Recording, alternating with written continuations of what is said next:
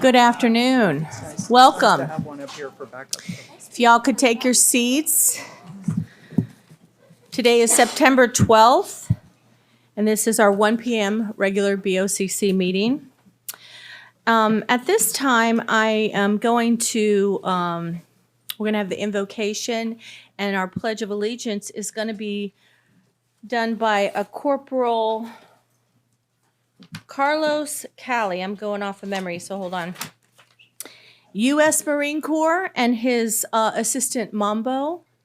Corporal Cali served in Beirut, and he was a helicopter pilot, so thank you for your service.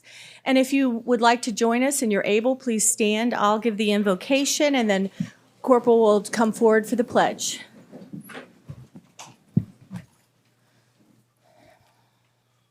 Dear Heavenly Father, we thank you for today and the blessings that you've given to us as American citizens.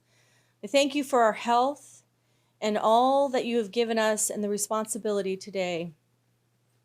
Lord, I pray for our county and those that were hurt in the hurricane and their property damaged, and that we can get this settled and they can get back to their lives. Pray for our citizens and that you put a hedge of protection around them. And you pray that the wisdom of this board is prevalent today and that we make good decisions for the citizens. Thank you for all of your blessings. In Jesus' name, amen. Amen. Corporal? I pledge allegiance to the flag of the United States of America and to the republic for which it stands, one nation, under God, indivisible, with liberty and justice for all. Thank you, sir. And would you like to talk about Mambo? Just one second. Mambo. Yes, Mambo is my service dog. He's part of... Okay, thank you. This is Mambo, my service dog, and he's been part of the family for the last year or so. I'm working with getting other dogs like him to basically work with veterans. He's an American bully. These dogs have bad reputations because of the bulldog thing, but they're really friendly, as you can see. He doesn't attack, he doesn't bite. I have to put the vest on him because he's gonna get a lot tougher. He's a year and a half, but that's what I do, and I appreciate you guys inviting me over here. VeteranSidekicks.com, come visit us, and you can see me and Mambo, what we do and how we get involved with the community. Thank you so much. I appreciate it. Thank you, sir. I didn't get to see him. Thank you. Oh, and Mambo got his name. Let me tell you about Mambo. Mambo got his name because I'm a musician. I play music. I'm from New York. And there's a guy named Tito Puente that I knew when I was a kid, and I knew the son. So I did a song. It's called Mambo Number 20. Look it up on YouTube. And Mambo got his name from Mambo Number 20. We're on YouTube. So thank you, Mambo sir. I want to see Mambo. Yeah, I can't see him. Mambo, come. Look, he doesn't even need a leash. Yeah. Make him do the Mambo. Oh, what a good boy. Thank you. Veronica, you want to take a photo? Yeah, I should take a picture. Mambo's right there. We should have some joy in this meeting. Thank you so much. Thank you, and you did Thank a you. I wonderful appreciate job, and thank you for last minute. I really Thank appreciate you. it. Thank you. I appreciate it. Thank you, everyone. Appreciate it.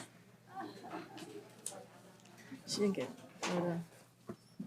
Okay, thank you. At this time, I'm going to ask Ashley or Amy to roll call, please. Absolutely.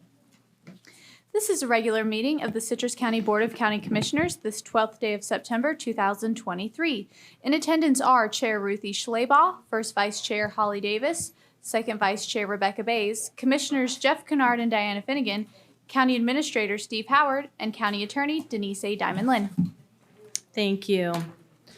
Board, we're at A4, the approval of the agenda. There are some additions. Mr. Howard? That is correct. Additional item B9, attorney-client session. We're going to cancel the September 26, 2023 and schedule that for October 10th, 2023. Also, additional information for I2. We need to pull Stephanie Artizer from the list of applicants. She's not eligible for consideration. Additional information K1, correspondence from the Department of Transportation, Florida Department of Transportation to manage and implement the project. Additional item C2, Proclamation Crime Stoppers Awareness Month. Also additional item C3, Proclamation National Crime and Intelligence Analyst Appreciation Day. And that concludes the additions. Thank you. Madam Chair? Yes, Motion ma'am. to approve the agenda with the changes as spoken by Mr. Howard. Second. I have a motion by Commissioner Davis, a second by Commissioner Finnegan. Is there any further board comments? Hearing none, all in favor say aye. Aye. Opposed, say nay. Passes 5-0. Thank you. The consent agenda, would you like to approve it in its entirety, board, or would you like to discuss each item individually? Motion to approve consent agenda. Second. Thank you. I have a motion from Commissioner Finnegan for its entirety. Is that correct, Commissioner? Yes. Thank you. And a second by Commissioner Davis. Is there any public comment regarding consent? Seeing none. Any further board comment? All in favor, say aye. Aye. Opposed, say nay. Passes 5-0. Thank you. Proclamations and awards and presentations. We have 3 today. We have the proclamation for Save Our Waters Week, C1. C2 is proclamation for Crime Stoppers Awareness Month, and C3 is proclamation National Crime and Intelligence Analysis Appreciation Day. I'm sorry, I couldn't get that out. Analyst Appreciation Day. Board, what is your pleasure? Motion to approve C1, 2, and 3, Madam Chair. Thank you. I have a motion by Commissioner Davis. Second. Second by Commissioner Bays. Is there any public comment? Seeing none, any further board comment? All in favor? Aye. Opposed, say nay. It's 5-0. If you, board, would you join me down front, please? Would the individuals representing Save Our Waters Week please come forward?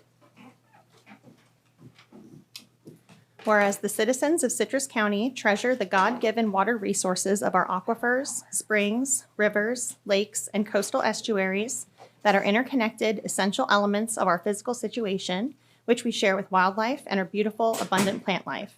And whereas we depend upon the quality and quantity of our waters for personal hygiene, home services, agricultural and business pursuits and occupations. And whereas our waters are a highly valued recreational resource for boating, swimming, fishing, and diving. Now, therefore, the Board of County Commissioners of Citrus County does hereby proclaim September 16th through 23rd, 2023 as Save Our Waters Week in Citrus County, Florida, executed this 12th day of September, 2023.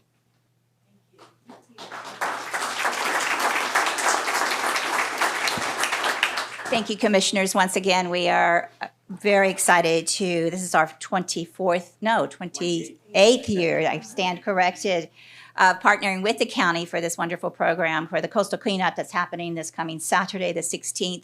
And then all these activities that are surrounding from the 16th to the 23rd. So to the public, to our audience, it's on our website. The boat tour operators are giving free tours out in our waters to promote the beauty of our county and all of its natural resources as well. And to the commissioners, again, thank you for supporting this program. It's a county program, and it's going on its 34th year as a program for the cleanup. We just received word probably about a month ago. Keep Citrus County Beautiful and Save Our Water will be read into the congressional record by our Congressman Bill Aracus on the 28 years that we have been active in this community. It's not just the committee, but it's the whole county that has been involved in this in so many different ways. And of course, we could not do it without the whole community and without the support of the county commissioners. I'm going to give you a copy of the congressional records for your reading pleasures when you have nothing else to read. Thank you again.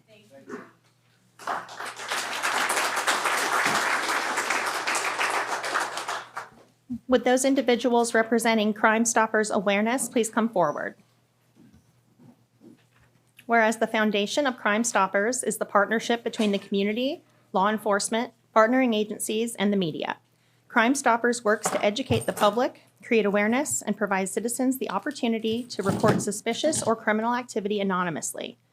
And whereas Crime Stoppers Awareness Month promotes awareness through education campaigns, Crime Stopper of Citrus County Incorporated is committed to fostering community safety and, since inception in 2009, has received over 12,624 tips, which have led to 535 arrests and 592 cases cleared.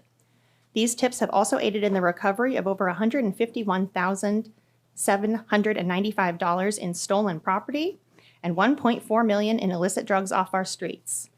And whereas Crime Stoppers of Citrus County Incorporated actively works with members of the community, law enforcement, and the media as a community safety service partner, its continued success can be attributed to the continued support from residents, community organizations, law enforcement, and county officials within Citrus County. Now, therefore, the Board of County Commissioners of Citrus County, Florida, does hereby proclaim the month of September 2023 as Crime Stoppers Awareness Month and joins in honoring the men and women whose diligence and professionalism keep our citizens safe. Executed this 12th day of September 2023. Thank you. We just wanted to thank you for your support over the years. We just hit our 14th year with Crime Stoppers, and without the support of the Board of County Commissioners and our law enforcement partners, we would not be able to have our program. So thank you very much.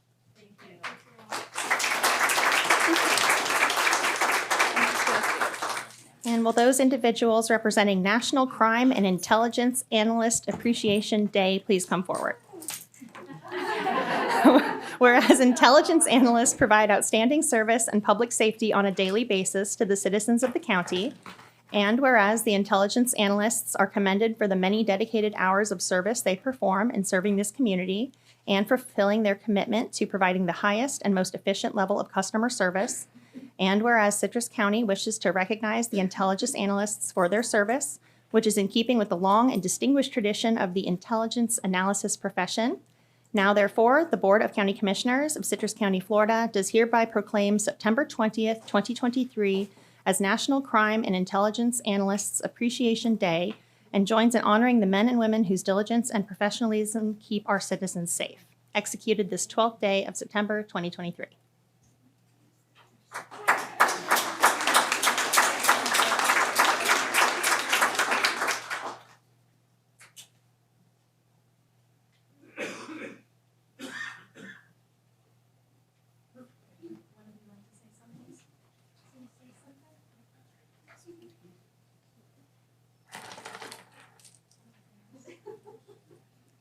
Thank you for your continued support for the Intelligence Analyst Unit and Citrus County Sheriff's Office.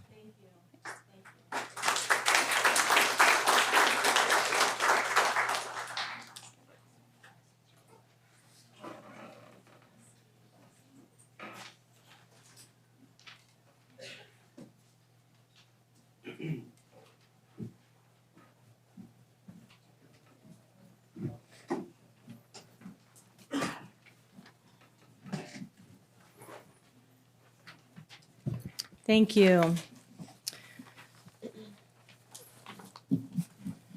At this time, we're going to do open to the public, but if you would give me a little bit of discretion here, a little latitude. I see that we have Superintendent of Schools Sam Himmel and in the audience, and Board Member Doug Dodd. I know you want to say something, you got to get back to work. So if you want to step forward, we're going to do open to the public. And if you have anything to say, you have 3 minutes to speak. If you're registered and you have a letter on file, you get 5 minutes to speak. All comments are directed to the board. I'm sorry, I also see our new Crystal River City Manager, Doug, so thank you for getting in line. Okay. Thank you. Welcome. Good afternoon, Commissioners. My name is Doug Dodd. I'm the Chairman of the Citrus County School Board. And our desire to have safe and drug-free schools and to protect our children is a community focus here in Citrus County. So we, as the school board, on behalf of the school board, we want to thank you for your continued support of the School Resource Officer Program. This long-standing partnership, which started in 1985 with Sheriff Charlie Dean and Superintendent Carl Austin, continues to be between the Board of County Commissioners, the school board, and the Sheriff's Office. It has proven to be a valuable investment in the lives of our children, and not only for our kids, but for our parents and our families, our whole community. We want to publicly recognize and applaud your commitment to young people, to families, and to schools in Citrus County through the School Resource Officer Program. Without your support, the school district could not offer this level of service. Having SROs is truly a community-based policing function, and through your contribution and funding, the Citrus County Sheriff's Office is able to provide this service to our community. We are all working diligently to provide safe schools and safe communities for our children, and this partnership is critical in making that happen. Thank you for understanding its importance and your continued support. We greatly appreciate it on behalf of the school board. Thank you. We're going to beat this timer. We just want to say again, thank you for your support, because we can't do what we do in our school district without your support on many different events and things that we have going on. With your support, we're also allowed and given the opportunity to have a guardian at each high school. So we've got 2 officers on campus. We've got 2 on our middle schools. We've got a rover. So we are able to supply what I consider our priority, which is our safety for our kids and our staff. So thank you for what you do for us. We appreciate it. And every year we will be asking for that funding. So thank you. Thank you. I just want to give you a reminder, at 1:30, we have H1 time certain, and then at 1:40, we have H2. So, Mr. Barber?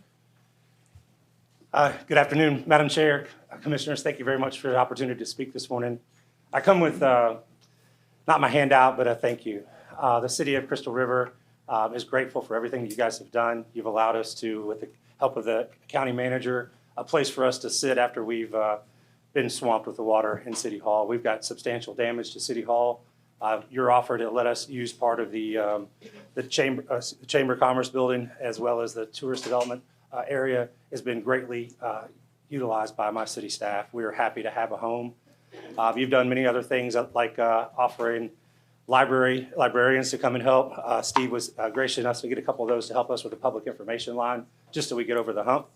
We have them through the end of the week, and we're looking to replace those folks. But overall, we've had a great turnout, everything from the emergency management process to get everything uploaded into the state and your contracts that you had. And thank you to the county attorney for your help with the contracts for the debris haulers as well as the monitors.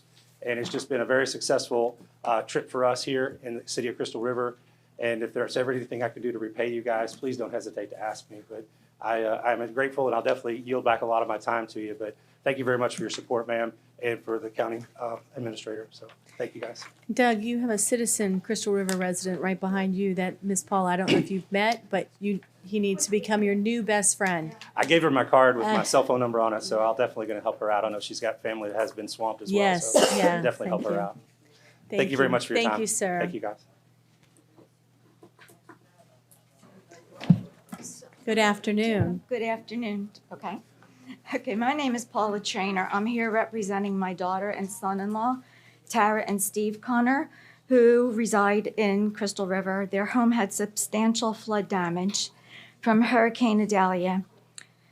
This is at least the 4th time this same home was flooded, and we would like to make a request for the county to go forward and request flood mitigation grants from the state of Florida and FEMA to assist residents to rebuild their homes. The grant money is available, and an example are the Hazard Mitigation Grant Program and the Hurricane Restoration and Reimbursement Grant Program. There may be others. We ask that this be done hastily so that the grant money can be received and projects can begin to rebuild. Thank you. Thank you, Paula. Thank you. You represented them well. Nervously. Thank you. Next speaker, please. Stephen Schwartz, Pine Ridge. Commissioners, in my speech during your approval of the RV park in Ozello, I warned you of the perfect storm. You should count your blessings that it was only near perfect, since it came on shore in Horseshoe Beach and the surge affected Cedar Key. Imagine if the RV park was already built and the surge was similar to that of Cedar Key. Would that RV park still be standing? Who knows if the septic tank would have ruptured? Would have an effect similar to this raw sewage that was released into the Halls River, causing manatee tours to be canceled and the Nature Coast RV Park residents having to live with bacteria and stench. If you have been paying attention to Sound Off and other social media, you hopefully realize that you have lost a lot of your support from at least 55% of your constituents that feel you are not making decisions in their best interest and you have very little integrity. One person used my words of the perfect storm and my wife's words, it would be insane. Another requested Mr. Kennard make a motion to cancel the yes vote on the RV park in Ozello. You have awoken many sleeping bears, those who are interested in saving the Nature Coast by keeping open areas and approving new housing to be on 1 acre minimum ungated so as to minimize the adverse effects to wildlife natural habitat. If you continue to build at the pace you're moving, placing cement over Mother Earth and leaving minimum trees and dirt, then the temperatures will rise over Citrus County, creating more intense storms. Then that perfect storm will hit Citrus County. You make this right by stopping the building of the RV Ozello Park, voting no on Mr. Dix on the future plans coming before you pertaining to Pine Ridge and other communities. Some of the chatter I'm hearing is of picketing and boycotting. If you continue to destroy the Nature Coast, all the campaign money you receive will not help you. The power of the people who you disenfranchised will rise exponentially and it will affect each of you personally. You can take my words or ignore them, and you can put a lid on Pandora's box now that's slightly been opened. Newton's third law states that for every action there is an equal and opposite reaction. That includes me, especially since I'm the one that predicted the storm and is telling you what is being said around the county on social media and in person. The choice is yours. Do the will of the people or suffer the peaceful legal consequences. Next speaker. Sabrina, I'll be speaking for Exceptional Life Project today. Thanks. Appreciate it. Sabrina, do you just go by one name now, like Madonna? Whatever you'd like. What's your Sabrina name? Watson. Thank you. I have a few names. But anyway, for those of you that know and love me. Anyway, so today I'm going to give you what should be the news. It's not what's in the news, but it's what should be in the news, as opposed to what we get for print and blogs here in this county. Yesterday was 9/11. Building 7 was 47 stories tall, and it sat next to the Twin Towers. Building 7 imploded just like the other 2 Twin Towers did, the other 2 buildings, and was actually reported that it imploded 20 minutes before it actually imploded. I'm just putting that out there because people need to go do some research about what really went down with 9/11. Recently, the Trump 45 Club held a rally at the fairgrounds with between 500 and 600 people. I was there. I don't exactly know how that happens because we all know how well I'm liked in that area. But anyway, speakers included such notables as Ashley Babbitt's mom, Nikki, whose daughter was murdered in cold blood on J6, and Laura Loomer, an investigative journalist. She's getting pretty popular, and she's probably worse than me. Anyway, noticeably absent were the people of Citrus County that are in a position to make a difference. That should tell folks all they need to know about county leadership. Let's talk about the hurricane for a minute. I don't know if I can follow Steve's act, the perfect storm. I'm not sure which one of these 2 items is worse. A commissioner who's on a cruise posting great time images while her district is being ravaged by Hurricane Idalia, or a showboating star wannabe sheriff that flies a helicopter 10 miles on the citizens' dime to land it on Highway 19 for a photo op, and then proceeds to take those people on a tour, once again, that the people of this county paid for. I guess you guys can decide which was worse. Or, let's get back to the other bigger con. I've been talking many times here about the spraying of the waterways by the criminals of the FWC. And I heard something new recently, a new term. So, bound by the uniform. Apparently, that is the new woke term for wearing your evil suit and pretending that you're God, Yeshua, Jesus, whoever you want to call them won't notice when you're wearing your uniform, the new devil suit uniform. I've attempted to bring experts with tens of thousands of hours and investigative information to this board and have yet to be successful. But I want to get back to the perfect storm, because what I discovered in this particular perfect storm this year is, while I'm complaining about the FWC poisoning our waterways and the county pitching in money to clean them back up, I discovered that the county is in fact poisoning them themselves directly. There are 2 county lift stations in Homosassa that I have video of where the county lift stations pumped raw sewage into the Halls River for 2 days straight. Raw sewage, ladies and gentlemen, that the county is pumping into Halls River. I do have those videos. Apparently, it doesn't just happen when there's a hurricane. It happens when there's any severe weather in Homosassa. Don't forget that we have got budget hearings coming up. And once again, we have the non-transparent, non-constitutional showboat rock star sheriff looking for more of your hard-earned money to beef up an organization that is already for-profit. It's a for-profit, publicly traded corporation with a Dun & Bradstreet number. Do your research, folks, because it's available. All you got to do is go look. Want to know what you can do to get involved? Well, Steve and his crew has an idea. Tacticalcivics.com. You can go to tacticalcivics.com. They will be opening a group here in Citrus County and all surrounding counties and every county in the country. For 20 years, the legislation has not worked. For 20 years, voting, for 200 years rather, voting them out has not worked. For 200 years, lawsuits have not worked. For 200 years, petitions have not worked. So what will? Well, I think you're going to see some tort claims coming for constitutional violations and criminal activities. I have warned this board previously that there is no blanket immunity if you step outside your designated job into the arena of constitutional violations or illegal activity. Thank you. Next speaker.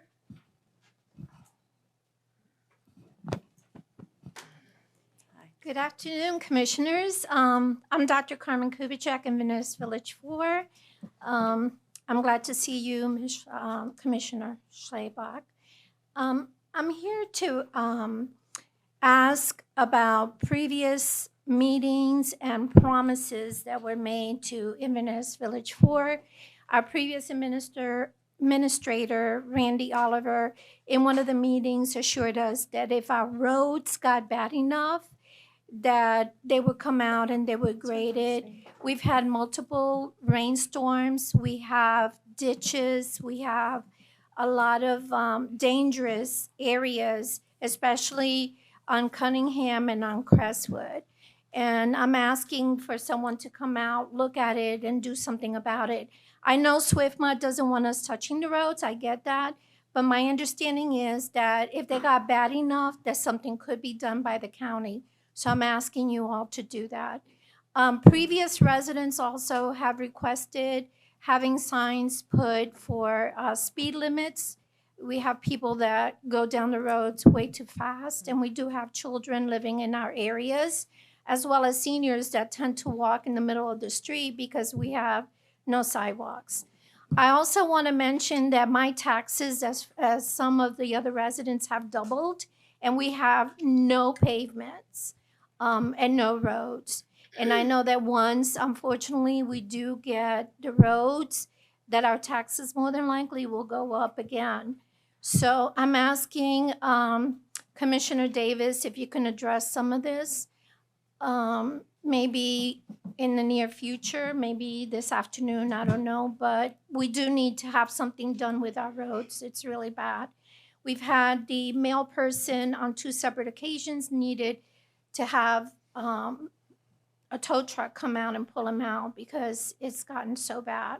And that was on Maryland. But I know Crestwood is bad. I know Cunningham has always been bad, and nothing has ever been done. I know the assessment is coming up in October, but it would be nice if the residents have a heads up on how much we're looking at and maybe a breakdown of where the cost, is coming from. Okay? Thank you. Thank you. Next speaker? It's time certain. No, not till 1:35. Sorry. Thank you for giving me the opportunity to ask you to change your vote on the money for the American Library Could Association. you give us your name, please? Oh, Ellie Essler, And where you live? Crystal River. Thank you. It's unfortunate that the first presentation at the Library Advisory Board meeting was given with inadequate and inaccurate information by a group whose purpose was censorship rather than public service. Censorship is in direct opposition to American values. This country was founded with the concept that everyone has the right to think and speak freely and without interference. To limit free access to information is, to put it bluntly, un-American. 80 years ago, Americans fought and died in a horrific war to preserve individual freedom. Now we are facing another threat, not from a foreign power, but from our own citizens who are attempting to limit free access to information that they disagree with. Is this what the greatest generation fought and died for?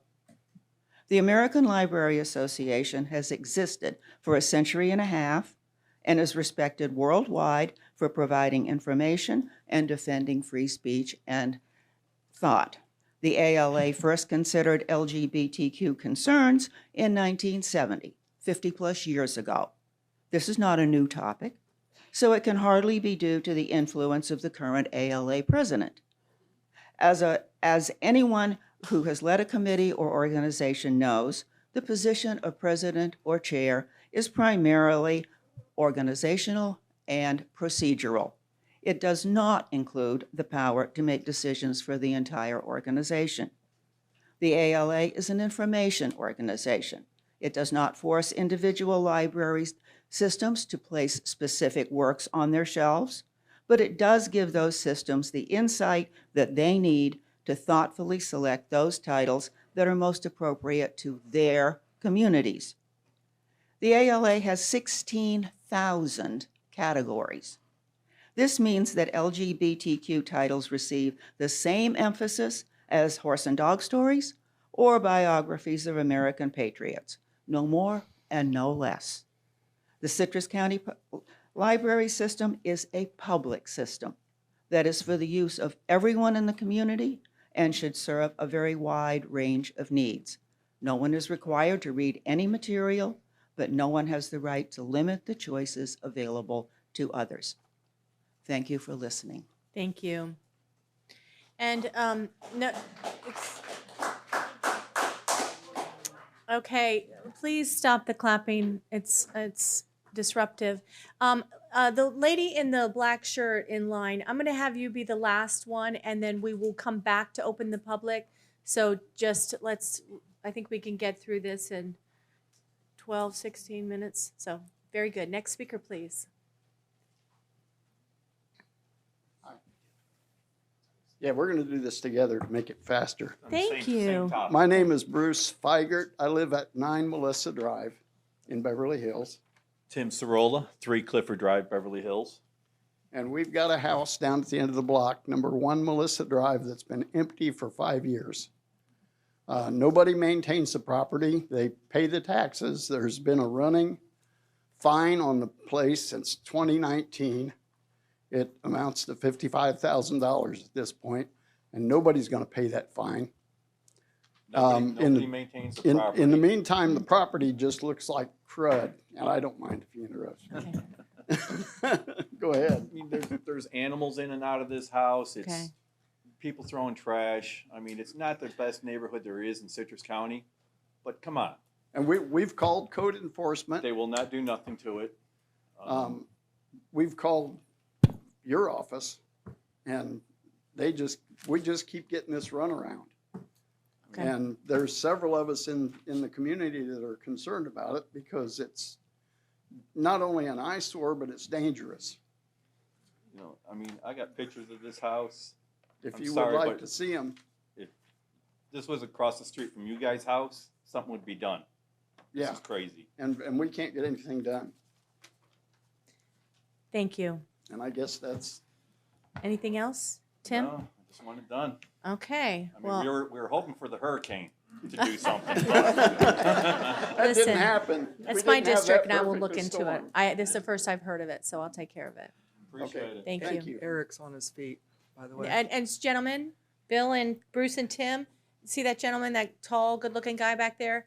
Get him the information. We'll get on that. Thank you. Hello, sir. Good afternoon, Commissioners. Good to be with you all today. Good you to see speaking you. on- I am. 5 I minutes? am George Schmalstig. I have the pleasure of serving as the CEO of United Way of Citrus County, and I'm here to speak on behalf of that agency today. And Madam Chair, it's good to see you sitting there in the center chair today. Thank you. Yeah, it's good to see you. So I just wanted to talk a little bit about Hurricane Idalia and recovery efforts and what United Way has done. It's important for me to come and speak to you all because in many ways, I feel like United Way in Citrus County is a partner with Citrus County government, whether it goes back to CARES funding and a host of other ways that we collaborate with each other. So I just want to give you a little rundown of what that's looked like. 12 days before the storm, the Red Cross contacted me and they came to my office because they want to reestablish relationship and really make an impact in Citrus County. 12 days before the storm, they got their chance, right? And so they are here right now and they are making an impact. And so hat tip to them. Tuesday before the storm, United Way of Citrus County, we activated our disaster recovery fund. And Citrus County residents have been very, very generous.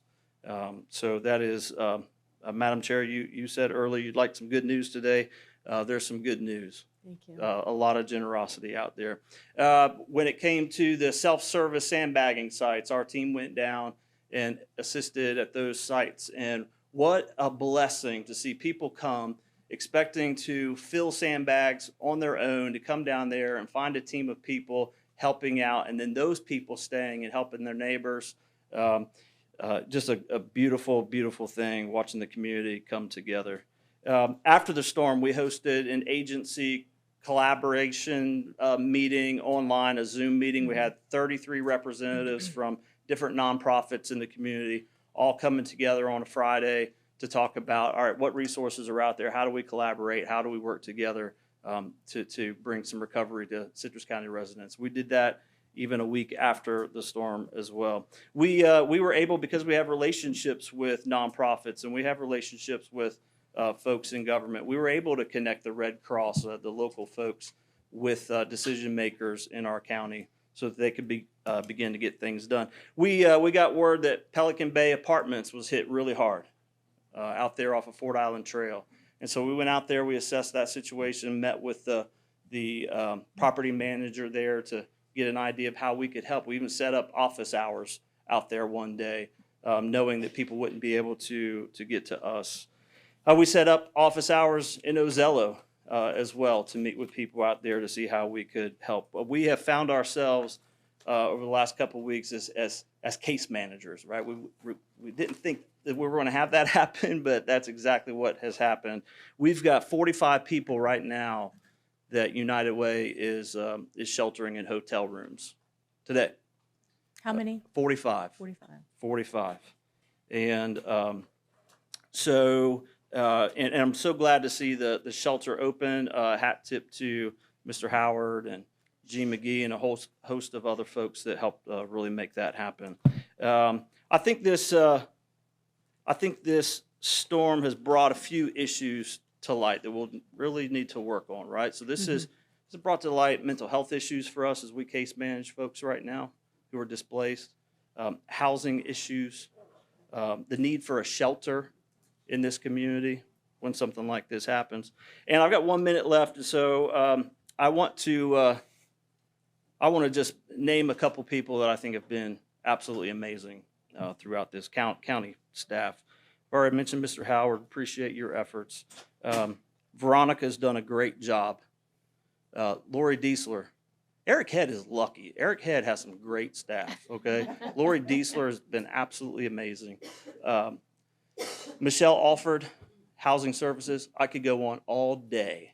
Whatever you're paying her, I vote we double it. She's absolutely amazing. We worked with her on CARES. She's on the Emergency Food and Shelter board with me. Alice calls. We do monthly calls that she is on those calls to talk about how do we help people in the community that are struggling. And of course, the work that she's doing right now to help out with hurricane relief. So housing is a big issue. I just want to say this one last thing. 25 years working the criminal justice system. I was always paying attention to what are risk factors for criminal behavior and what are protective factors for criminal behavior. And as housing issues come up, I want to remind everyone that a roof over someone's head is a protective factor against criminal behavior. It's not a risk factor for criminal behavior. We need housing in this community. Yeah. Thank you, sir. Yep. Thank you, and thank you for all that you've done. Next speaker, please. Good afternoon. Dave Worthman, Inverness Village 4, resident on Maryland Street. My wife and I bought back in 2020 December one of the first 10 lots sold. Within about 2 years, every lot was sold in that subdivision, even the drainage lots. We bought our lot so we would look over a drainage lot having open space. So my question is why was Anton Van Heusen able to sell all the lots in Inverness Village 4 originally slated as drainage lots? And why did Citrus County approve the sale of these lots when they were plotted as drainage lots for stormwater runoff? Since these lots were sold and homes built on, where's the drainage water to go? So since Citrus County approved the sale of these drainage lots, it is now the responsibility of Citrus County to fund the drainage project needed so the roads can be built and stormwater runoff managed. If the drainage lots were not sold in Inverness Village 4 and the plotting was built as originally designed, we would not have a problem with drainage. So therefore, homeowners in IV4 should not be burdened the extra cost to manage the current stormwater drain-off problem. As indicated, Citrus County approved the sale of the DRA lots, so they are totally responsible for the management of the stormwater runoff. It shouldn't be put back on the residents. And another thing I have is the tax for bill for the Could you, the 20 audience, please stop the crosstalk? It's disruptive. For the Okay. 23 to 24, we have a assessment of $58.84 for drainage. These funds will be used to pay for water improvements, including but not limited to upgrading storm drains, street sweeping, cleaning of stormwater systems, public education programs for improving water quality throughout Citrus County. Every residence in Citrus County is going to be billed the amount, and you guys are going to be getting over almost $5.1 million. So what that is showing is since we're paying into it, you are responsible for drainage on our roads. Why is it not on our why is it on our taxes if you say you're not responsible? That's all I have. Thank you. Thank you, sir. Next speaker.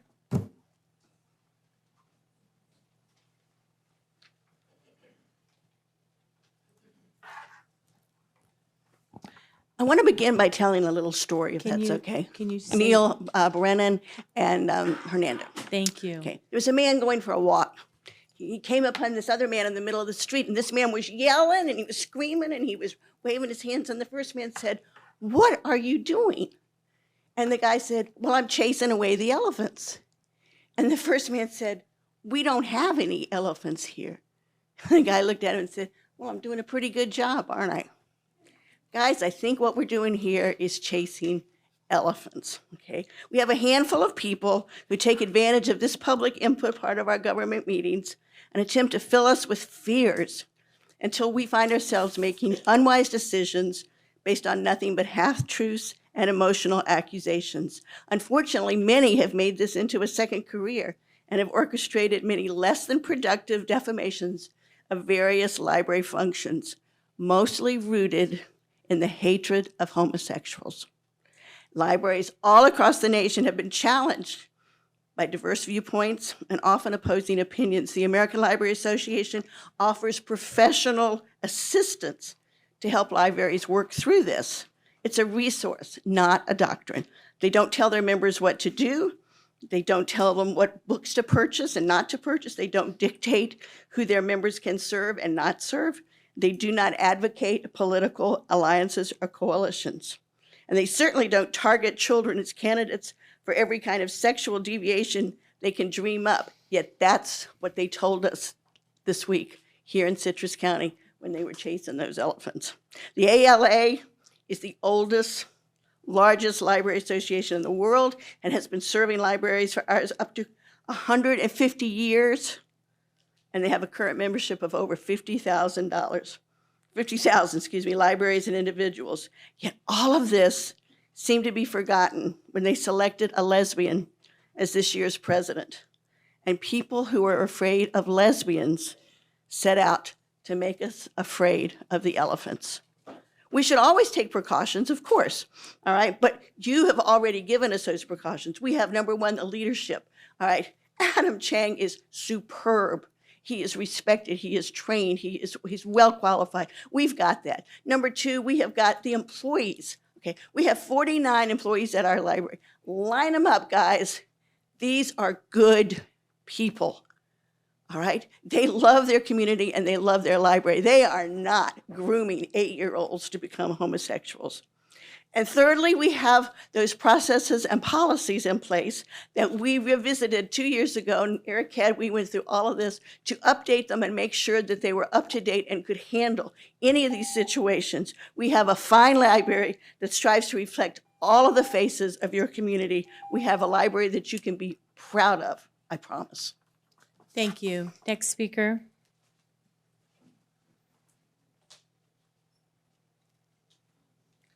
Hello, Commissioners. Robin Orlandi, Dunellen. I'm here to talk about the ALA too. I'll skip the history because you've already been told that.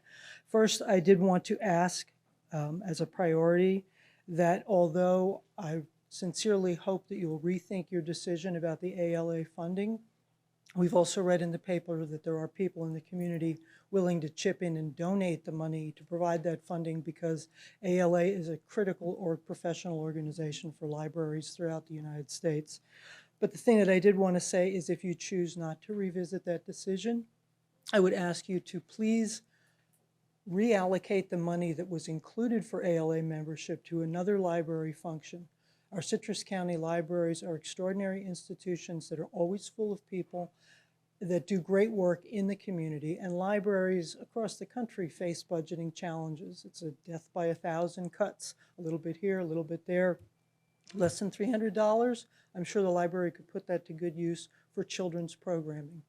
I do also want to say that the controversy in this community being generated by one individual is not really about taking care of our children or our families. It's about leveraging low-hanging fruit for political gain to create a controversy.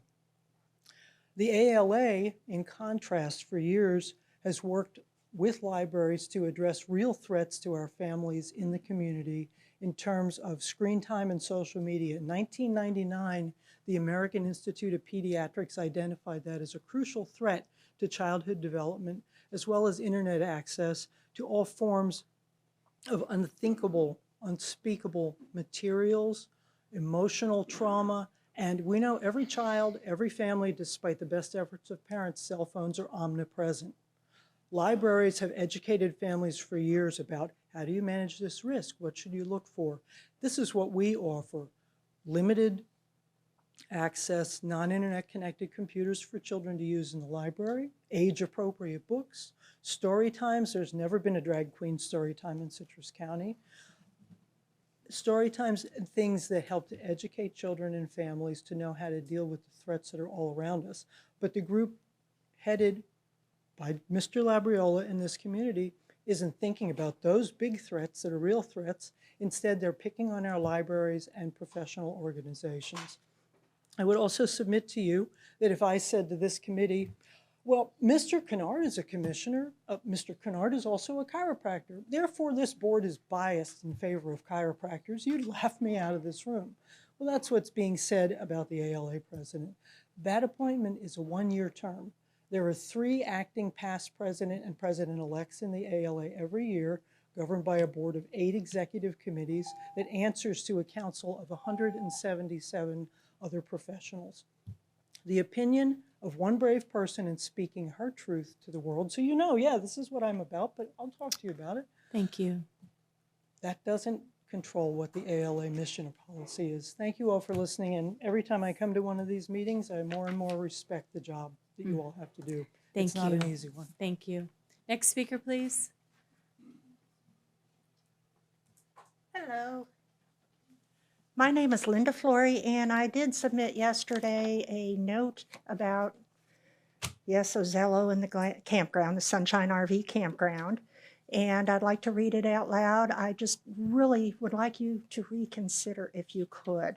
And I tried to keep it very simple and not like everybody else, 10,000 things. And congratulations on Save Our Waters. That was great. And as far as the disposal in Sunshine Campground, Crystal River to our north will not allow that sort of thing. You have to have a sewage system. Same with Homosassa to our south. You have to have a sewage system. You cannot have a septic.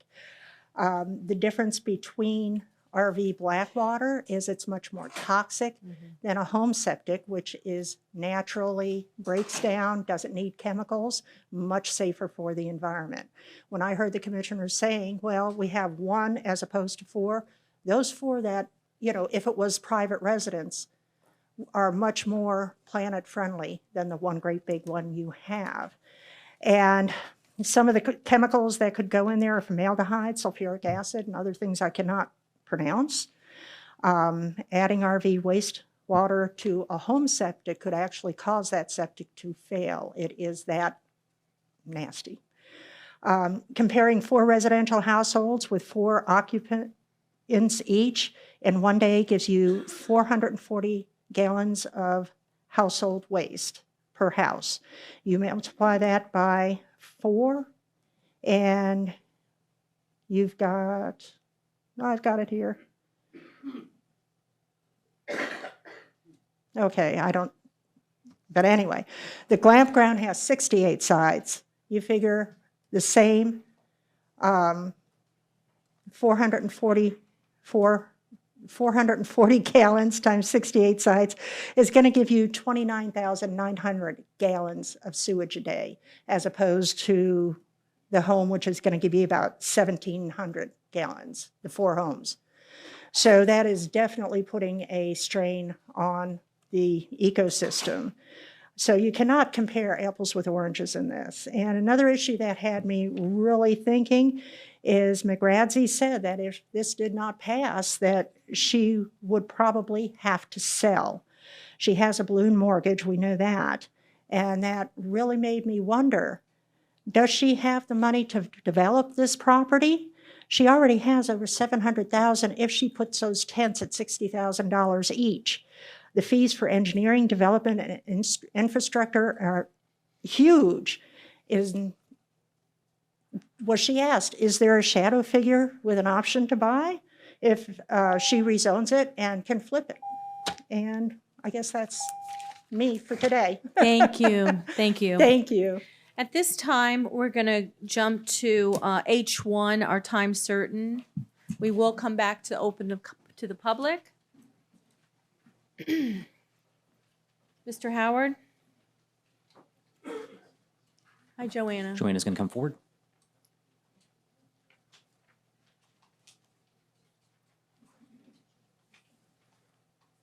Do you need to read it now? All right, this is an application for a street vacate. I'm not sure if the applicant's here and wants to present, but I'll go ahead and she's waving. Do you want to come up first, or it's up to you?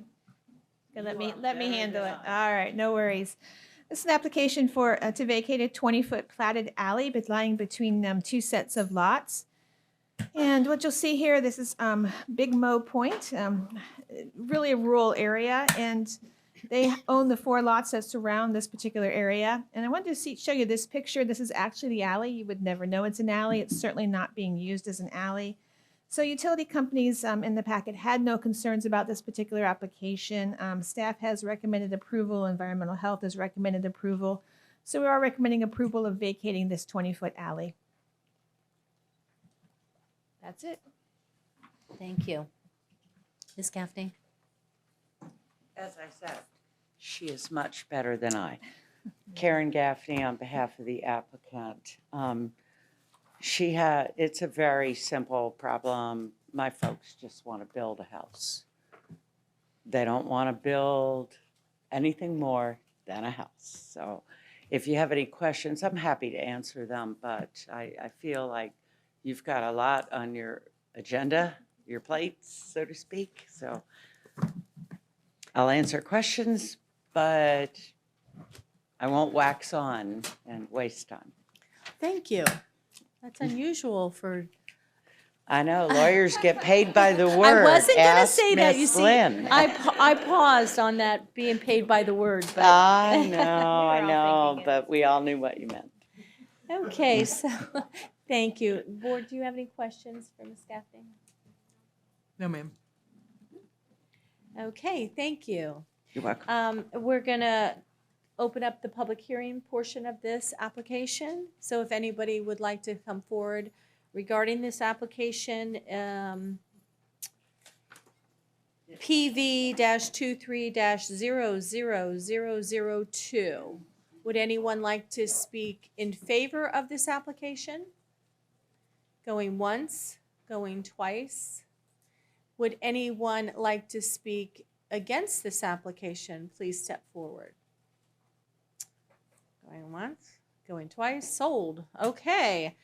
Seeing none, I'm going to close the public hearing portion of this application. And board, what is your pleasure with this application? Madam Chair, Yes, ma'am. motion to approve PV-2023-00002, Gaffney Taylor vacate easement. Thank you. I have a motion by Commissioner Davis.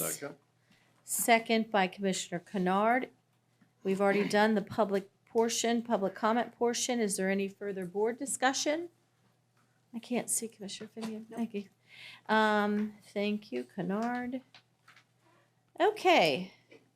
So I am going to call for a vote. All in favor of this application, all in favor say aye. Aye. Opposed say nay. Passes 5-0. Congratulations. Easiest work you're going to do all week. Thank you very much. Thank you. It's always a pleasure. Thank you. H2. Aaron's Mr. going to Howard. come forward with that. I think our consultant too is going to come forward.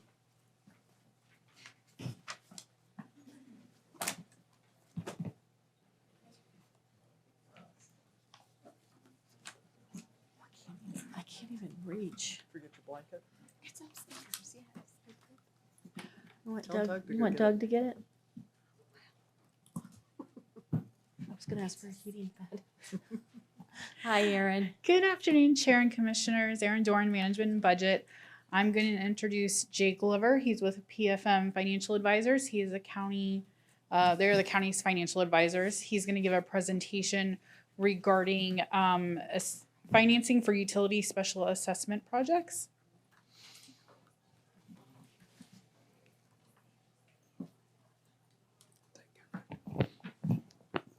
Thanks, Chair, Commissioners. Jay Glover from PFM, the county's financial advisor on debt-related matters. And I'm here to give a brief presentation on the county special assessment program that funds water and wastewater projects. Am I going to change the slide or are you? Okay. If you can flip the slide to, as you can see here, the county has a practice of funding water and sewer assessment projects through an assessment program whereby they place a ad valorem specialist, non-ad valorem special assessment on the property tax bill to allow county property owners to pay for those costs, those improvements over a period of time. This program has generally been funded through internal loans from water and wastewater reserves. But what that has resulted in is a decrease in those reserves such that they're at levels that the county is not comfortable with now. So we're looking for a program to actually externally fund that program moving forward and actually reimburse the cost of some of those reserves already spent to replenish that fund. So It's really a two-part program here. If you flip to slide 3, talking first about the existing internal loan. So we've looked at different ways working with county staff and the county's bond council on how we can finance and reimburse the county for some existing internal loans that are put in place. We've determined that there's actually 2 sets of loans for the Citrus Springs projects that were completed in fiscal 21 and fiscal 22. And they're actually either on the property tax bill now or will be placed on the November 2023 taxable tax bill. So what we're proposing to do is actually issue a $1.6 million taxable loan that will be repaid from the special assessments that are on the property tax bills now. That will allow the county to actually reimburse the reserves that have already been spent and really prime the pump for future projects that will be done via external loans. The first borrowing is going to be done on a taxable basis. And the reason is because we're reimbursing funds that have already been spent. And in order to do a tax-exempt loan, you would have had to clear that ahead of time via reimbursement resolution. So we're going to do that moving forward with future loans. But for this initial $1.6 million loan, we're going to look to do that on a taxable basis. And we're going to secure it by what we call a covenant to budget and appropriate legally available non-ad valorem revenues. So essentially, you're going to have to budget a source of funding in each budget year to repay this loan. That will be the security source of the loan, but the actual payment source is going to be the special assessments that are collected via the property tax bill. And we differentiate those because those special assessments aren't always the most credit-friendly repayment source for a lender, and we can get an actual lower interest rate by doing that covenant to budget and appropriate, although the repayment will be the special assessment. So really the first thing I think we're trying to do, and we'll hit on this at the end, is get your go-ahead to go out with an RFP to procure that taxable special assessment loan, and then we would bring those results back to you at a future meeting for approval. So that's really going to get you in a position that allows you to replenish the reserves that are already spent and get repaid from those special assessments over time. So that's the existing program. If you flip to slide 4, moving forward, there's a variety of projects that the county undertakes annually within this program. So what we're seeking to do is actually fund those through external financing from a lending institution. But we're not going to do that immediately. What we're going to do is those reserves that have been replenished by the taxable loan, we're actually going to use that as interim financing. And the reason we do that is because the projects are not placed on the property tax bill until they're actually placed into service. So we don't want to go out to external financing until you're actually going to be collecting the special assessments to repay that loan. So we're going to do, again, it's more like an internal interim financing to fund those projects moving forward. And then you would, once they're placed on the property tax bill, you're going to go out for external tax-exempt financing to reimburse yourselves for that interim loan. And again, that can be done on a tax-exempt basis because we're going to declare your intent up front from a reimbursement resolution to do that from the outset. So as you can see here, the process moving forward is really going to be a 5-step process that I've laid out here. Each year during the budget process, we're going to ask you all to approve a reimbursement resolution, again, stating your intent to issue tax-exempt bonds in the future to reimburse the cost of the interim financing. Then we're going to use the county funds to actually make those improvements. Step 3 is once those projects are completed, the assessments are going to be placed on each property owner's tax bill. And at that point, you'll start collecting annual assessments over a period of up to 15 years. Once that happens, we'll go out for external tax-exempt financing to reimburse those reserves and prime the pump, so to speak, to do the financing in the following year. And then step 5 is once you close that tax-exempt financing, you're going to replace the reserve. So I know that's a lot to handle there, but initially we're going to do a taxable loan to get your reserves back in place. And then annually, you're going to do internal financing followed by a tax-exempt loan to actually fund those projects. And what that's going to do, it's going to allow you to actually complete these projects. It's going to keep the reserves within the water and wastewater system at a healthy level. And it's also going to allow you to minimize the interest costs moving forward because we're not borrowing too early before the projects are placed on the assessments. If we did that, you'd have to come up with some other source of revenue to make the payments. And that's not only going to increase your cost, but it's also going to increase the cost to the property owners who are actually paying those assessments each year. So this is a way, again, to externally finance these projects at a cost-effective manner and keep your reserves at healthy levels in case unforeseen circumstances come up and you do have to use those reserves for some purpose. So again, I think the direction that we need from you all today is to actually go out with a request for proposals to procure that initial taxable financing. Once we get those results, we will come back before you all seeking approval of a bond resolution to do that financing. And then the subsequent steps will happen during the budget process in the following years. So really here today, we're just looking for some acceptance of the general program, but also to start the initial phase, which is that taxable financing.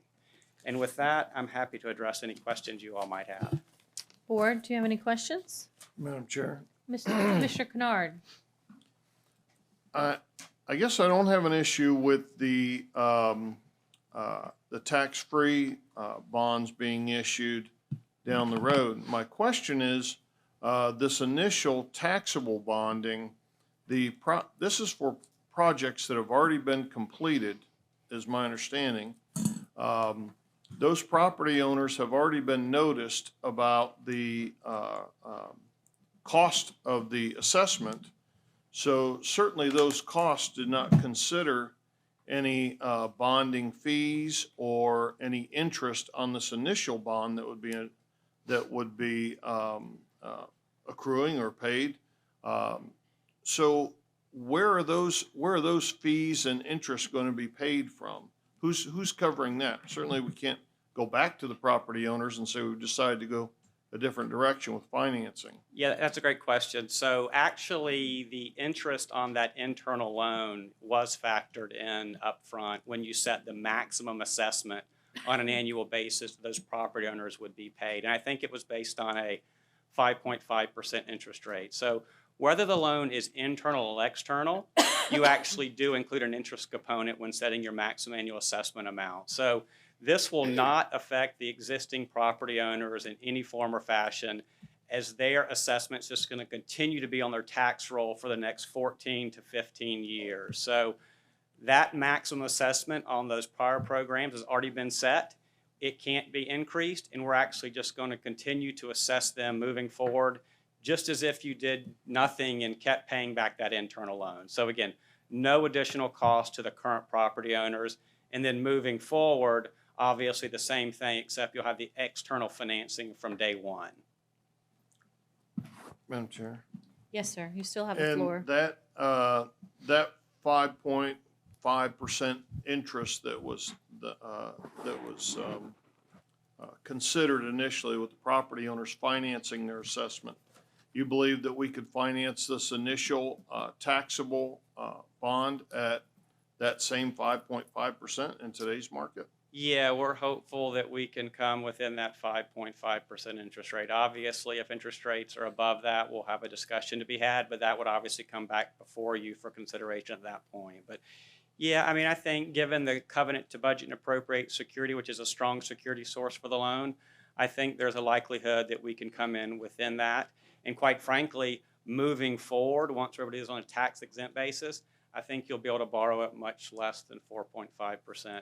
Hopefully, as we move forward, rates in general will come down. But that's obviously the target, is to bring those interest rates down as we go through time. Okay, thank you. That's all I've got. Thank you, sir. That answered my question. Very good. Commissioner Davis? Where does that fall with the property appraiser and the tax collector's amount that they charge? Do they not charge on these assessments as well? Yeah, and again, we were not involved when the actual assessments were put in place for these existing properties, but all of the fees and the discounts for early payment are actually factored in when you all, I'm assuming, had a public hearing to set those maximum annual assessments. So really nothing's going to change with that. And the process moving forward is that will all be taken into account when we do the tax exempt financing as well. So it should not affect the existing property owners in any form or fashion. All that was taken into account when doing the maximum annual assessment. I want to make sure that my understanding of this is correct, though, because I believe I've been told over and over and over again by prior administration and various staff that about 5.5% of the 6%, so only 0.5% left, that 5.5 roughly percentage is mandated by the state to go to the tax collector and the property appraiser fees. Yeah, I'd have to defer to staff on that. We're not. So if we're well-versed in talking that. about, because back in the day, 6% was losing us money because we're only getting that little bit. And that was too high for homeowners because they could get better than 6%. A lot of them could. So if we're talking about adding on to that, I just get a little worried. So I just want to make sure I understand the landscape of this. So. Aaron? So, like Jay was saying, the most we can do is a 5.5%. The tax collector actually gets paid based on what they collect, and then the property appraiser is based on what they bill out. So, if there is a difference, utilities for these taxable ones may have to pay some of that interest. We would have to look and see how much is actually going to the tax collector and property appraiser. I'm just putting the voter hat on, and I'm a homeowner too, that at some point in decades to come, the sewer's gonna come down my street. So I'm taking the role of the taxpayer. What is my total cost of financing, low and high? Like, what's the range total? I just know right now we have it at 5.5. I don't know legally if we can change that or not. That's just what it's set at now. But if but does that include the tax collector and the property appraiser or no? Yeah, we can't charge them any more than the 5.5. Okay.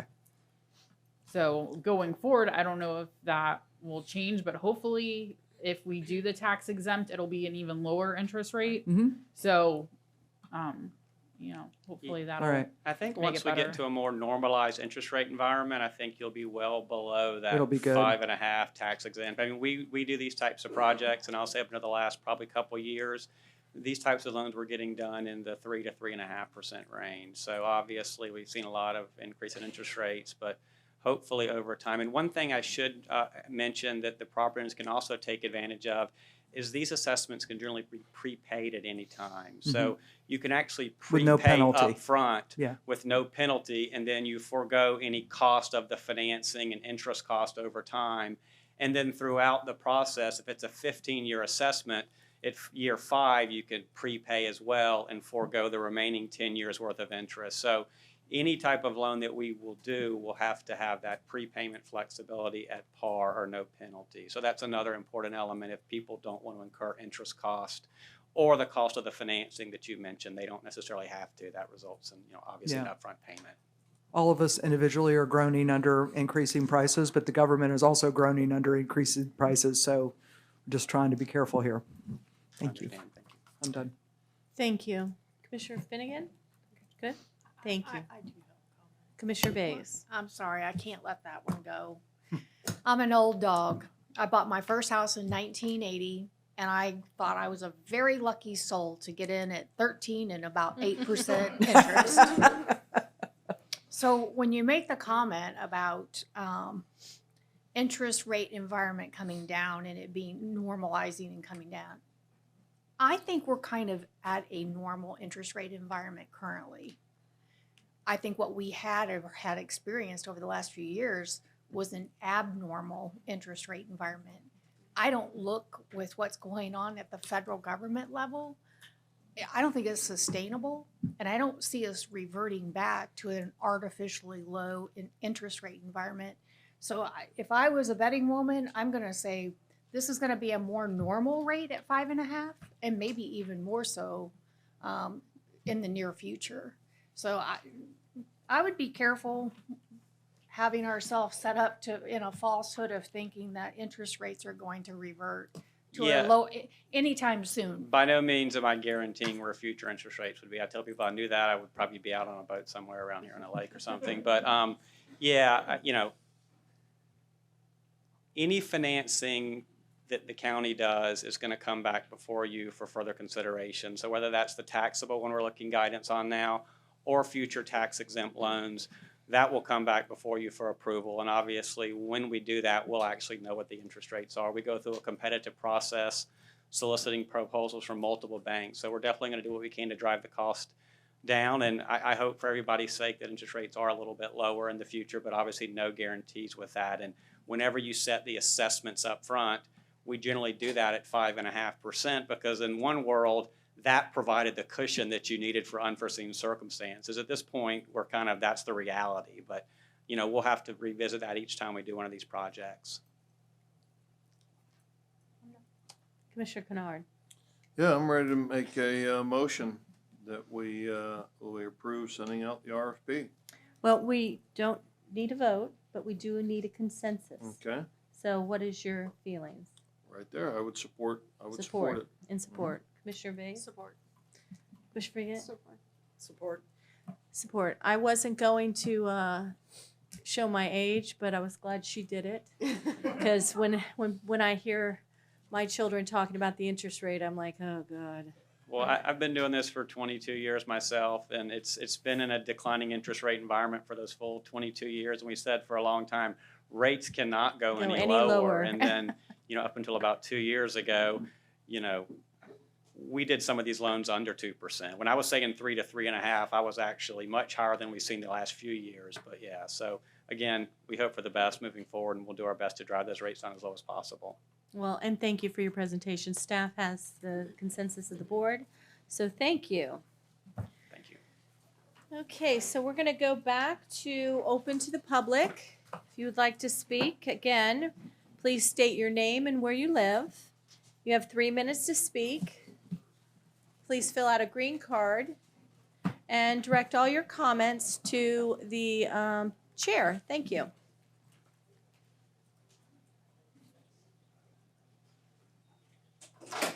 First speaker, please.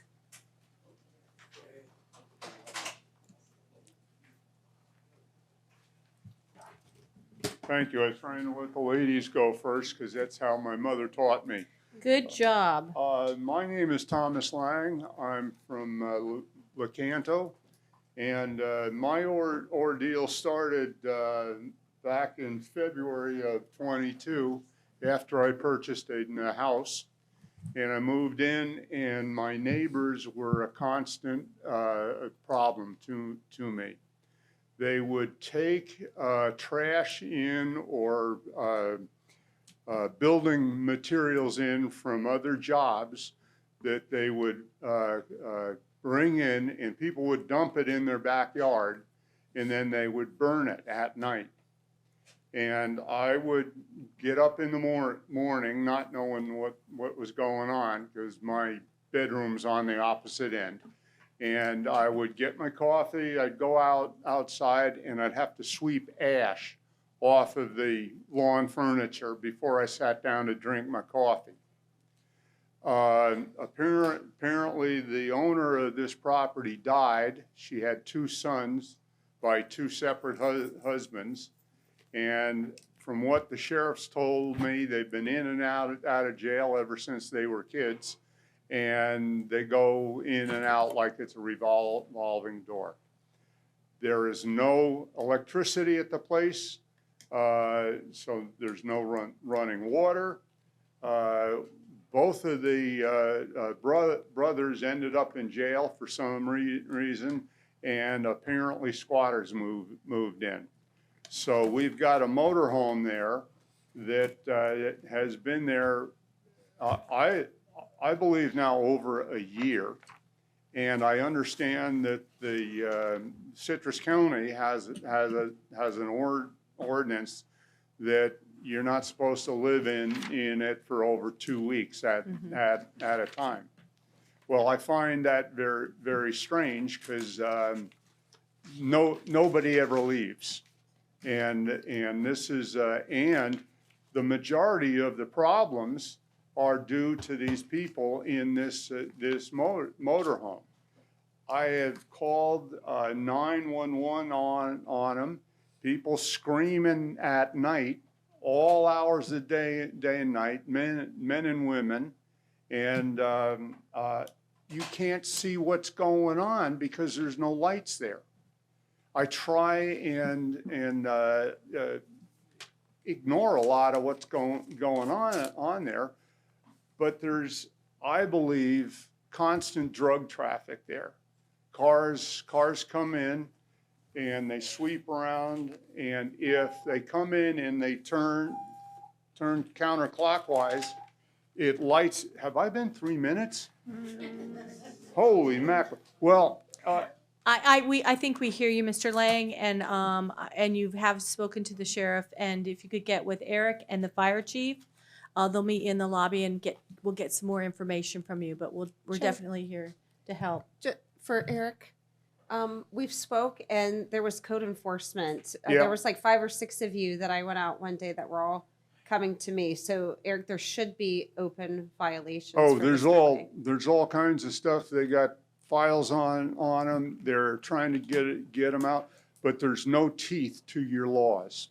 Well, You- Mr. Lang, you've run out of your 3 minutes, and thank you for bringing Okay. this. You can come back next week and give us 2 weeks, give us an update, but I would get with these two gentlemen here in the lobby. Thank you. Thank you, sir. Anything you can do, I'd appreciate Well, it sounds like it. Commissioner Finnegan is already working on it, so. Because my son won't bring his wife down because he's not dealing with his dad. They're special kind of crazy.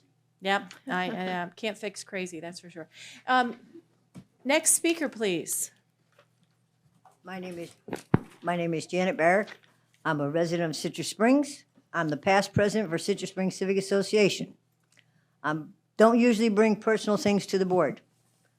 This is something that has happened to me, and something needs to be done.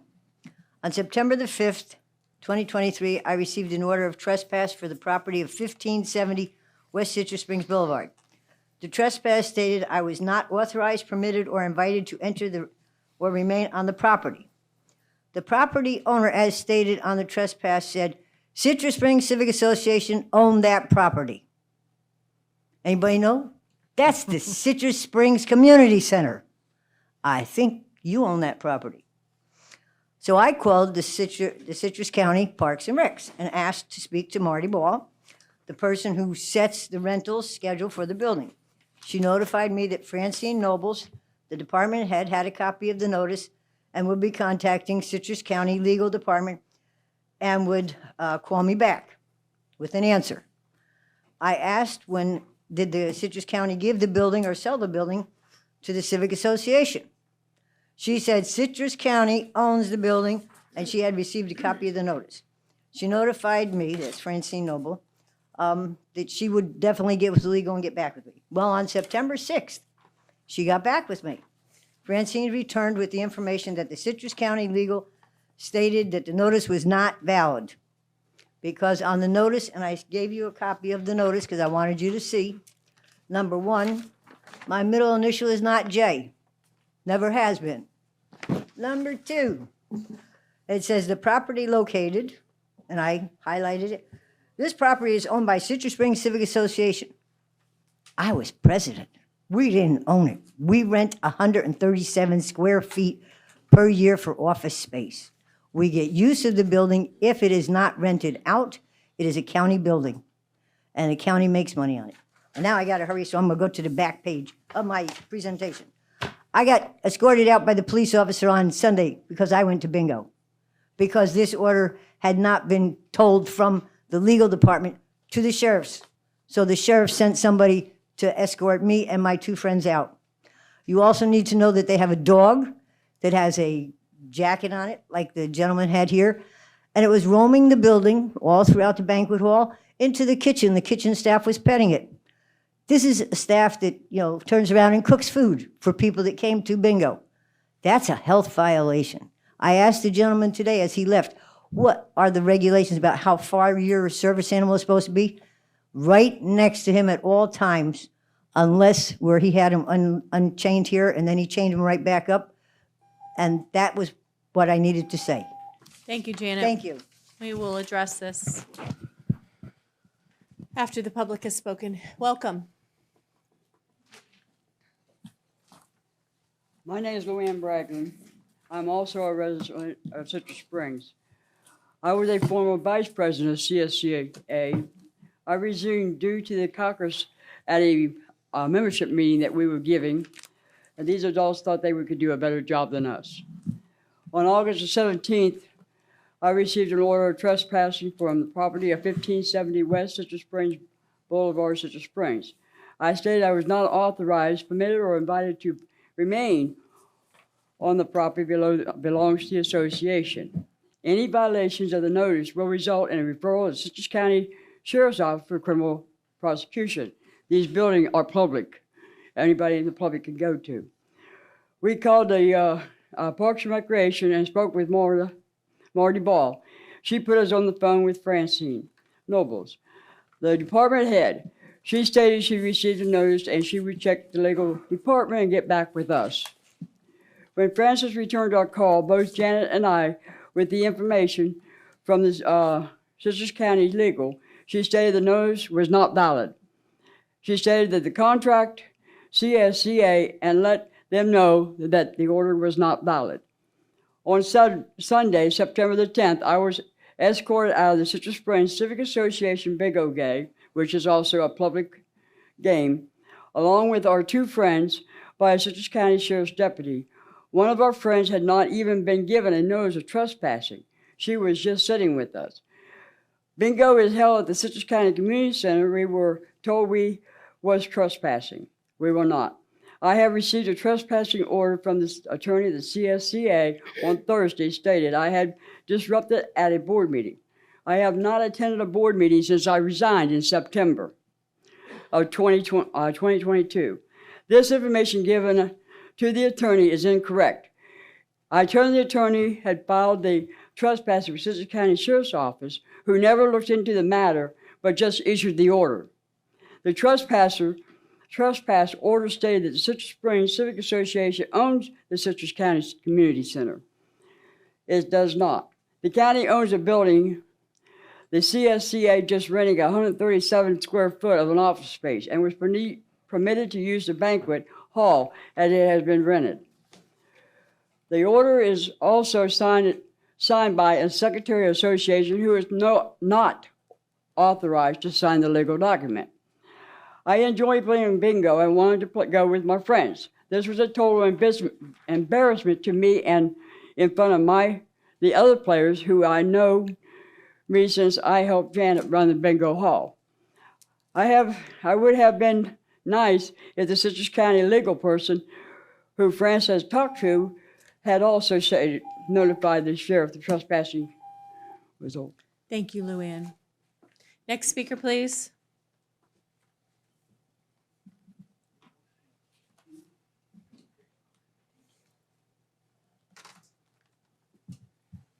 Good afternoon. My name is Betty Honkinen, and I have lived in Citrus County for 25 years, originally coming from Miami, where I was born.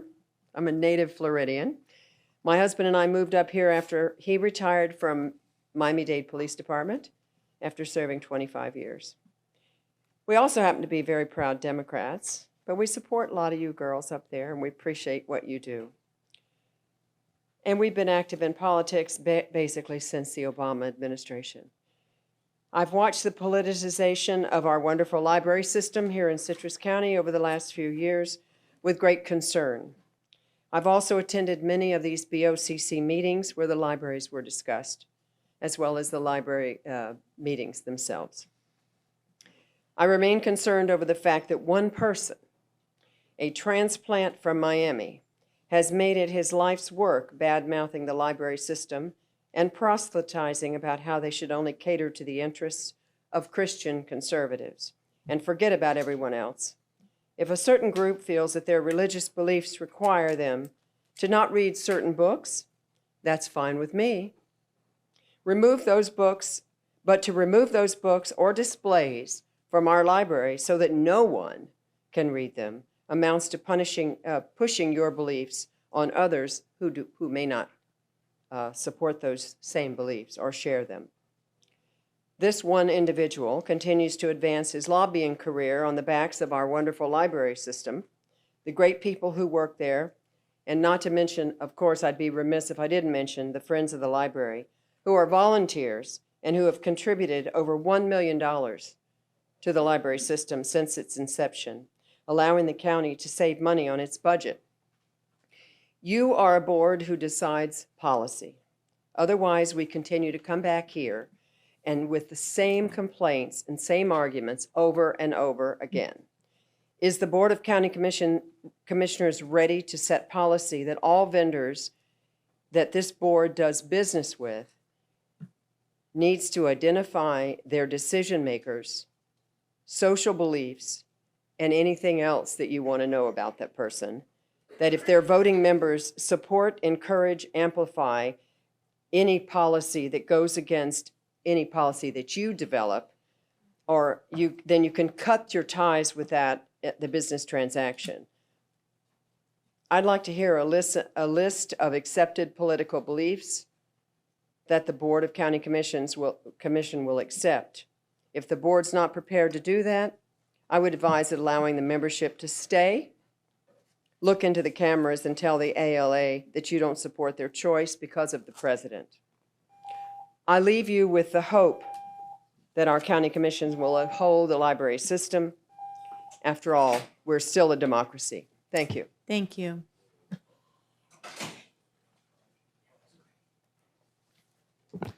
Good afternoon. Commissioners, my name is John Labriola. I have a letter on file. I am the local representative for Christian Family Coalition. It's a statewide pro-family organization that advocates for religious liberties and parental rights. And I am also here to speak about the American Library Association. I wanted to correct some of the false statements that were made by earlier speakers.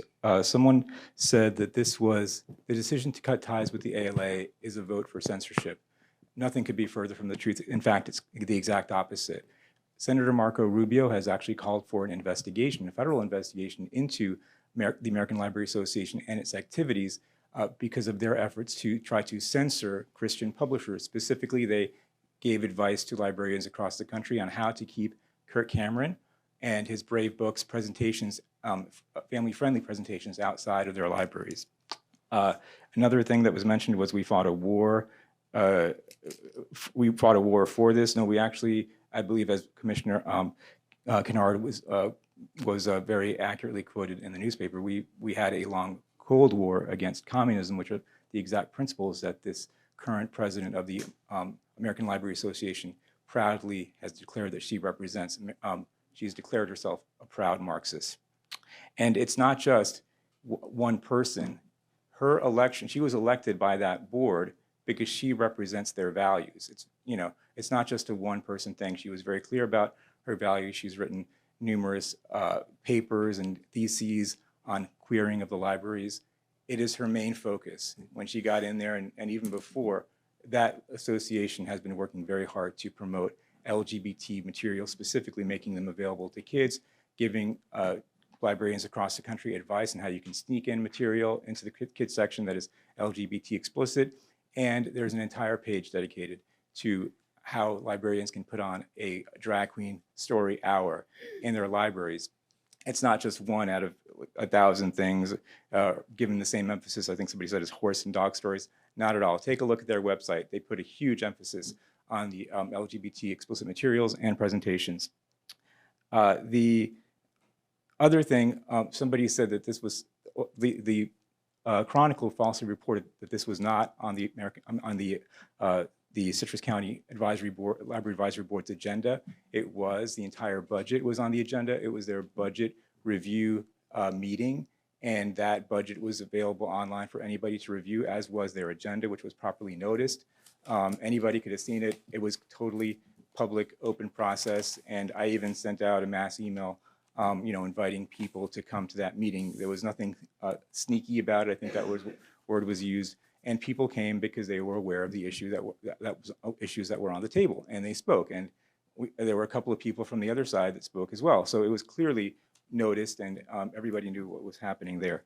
In addition to all that, You know, it's kind of sad because, you know, we had over 30 people that were prepared to speak on this issue at the budget meeting, and it was cut off because the board assured us that this would not come back as a, you know, budget item. But here you have a group that has shown up, and of course it's their right to speak during open to the public, but that want to try to impose that upon you again to put it back in the budget. I think that would be a horrible decision, and I'm confident that you will not make that decision, but it would be a horrible decision to make because then it would disrespect the over 30 people that wanted to speak at the last budget meeting on this issue to make sure that it didn't get back into the budget.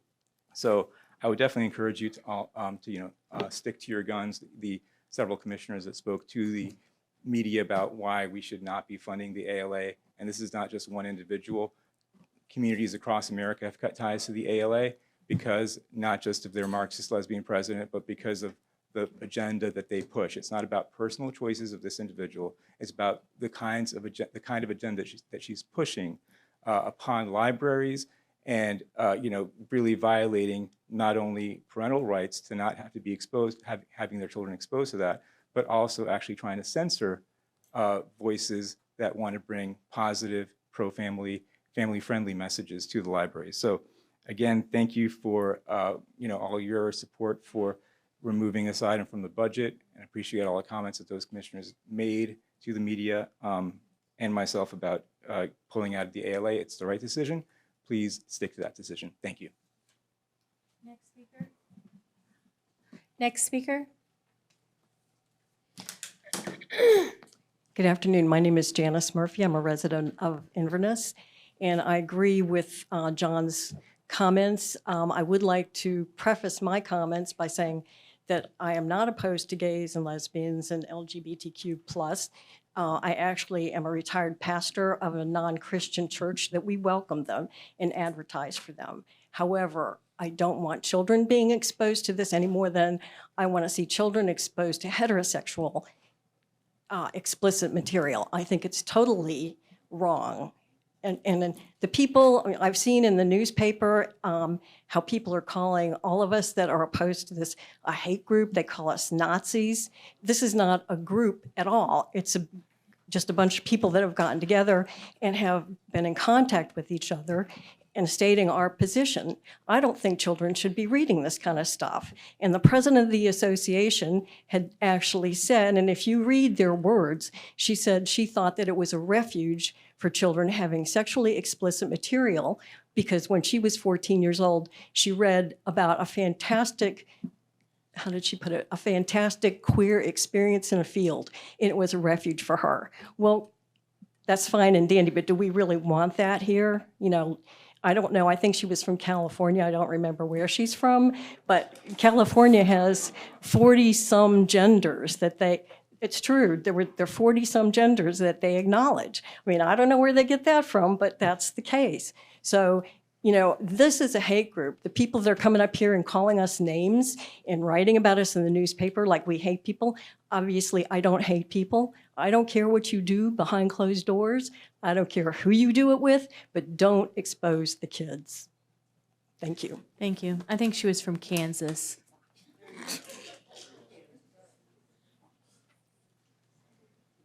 Hi, my name's Rick Matherson. I agree everything the last two speakers said, particularly the little lady there that just left. So that's that. I have another topic. I recently got a bill from the landfill. And when I first moved here a couple years ago, it was $72. Then the next year it went to $80. I just got a bill for $160. No explanation. I called up the landfill. The only thing he didn't do was chew in my ear, but he pretty much didn't care about my concerns. And they also used to give away mulch. They don't give away mulch. So I'm just curious as to why it just doubled without any, was there an explanation or a letter sent out? Because I didn't get anything. Thank you. That's it. We will answer your questions. Stand by. If you want to have a seat, when everybody's done speaking, we will answer the questions. Next speaker, please. Marty Little, Terra Vista. Nice to see you back, Commissioner Schleba. Thank you. So I came from Miami too, with all the other cops that came from Miami. There's probably about 100 of us from Miami-Dade up here. And I spent 27 years on the police department, and I know what hate looks like. And this was walking and breathing hate.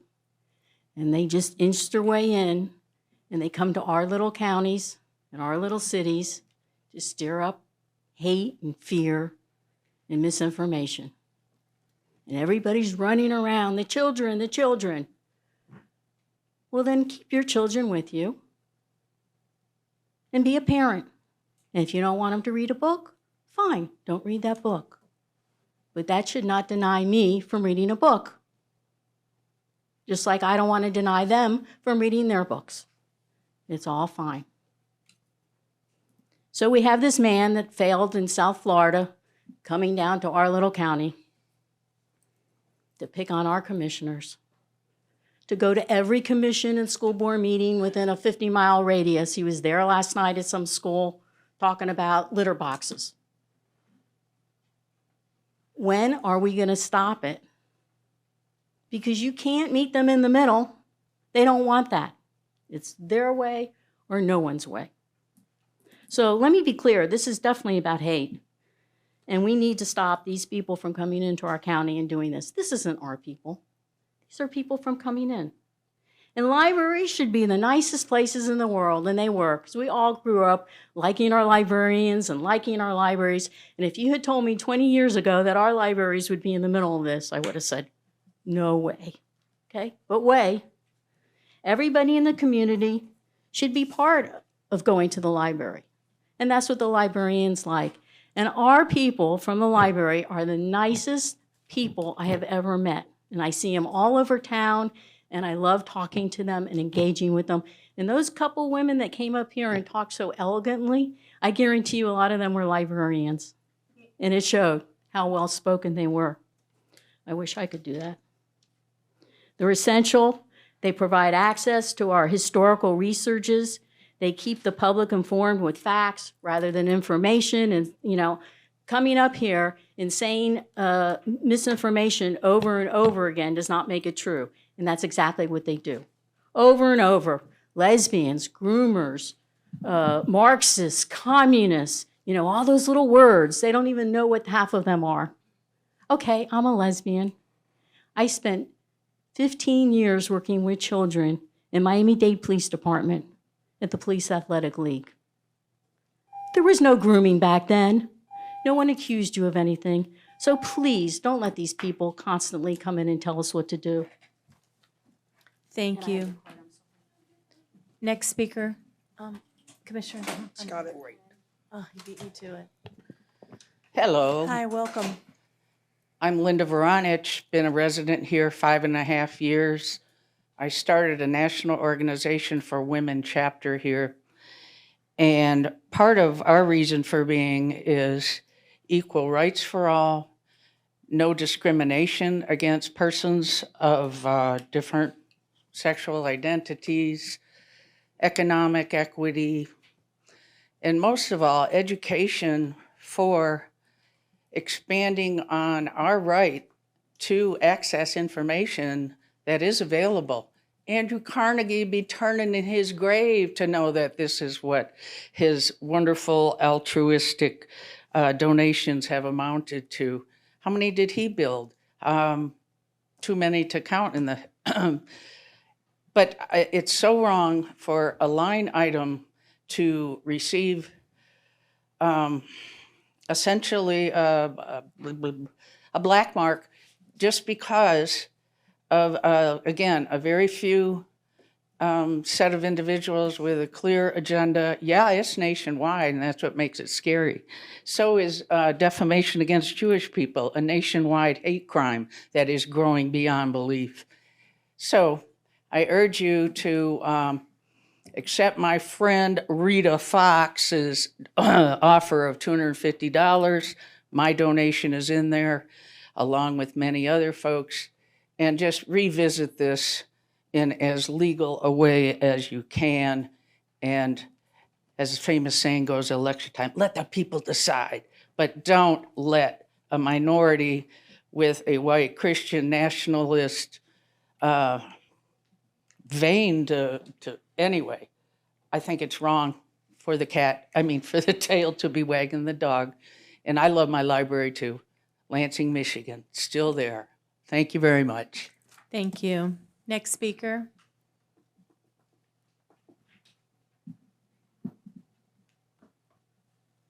How y'all doing? My name's Joel Stone. I'm from Citrus Springs. Well, originally from Polk County, Florida, but I'm gonna keep this short because I gotta go get my kids from school.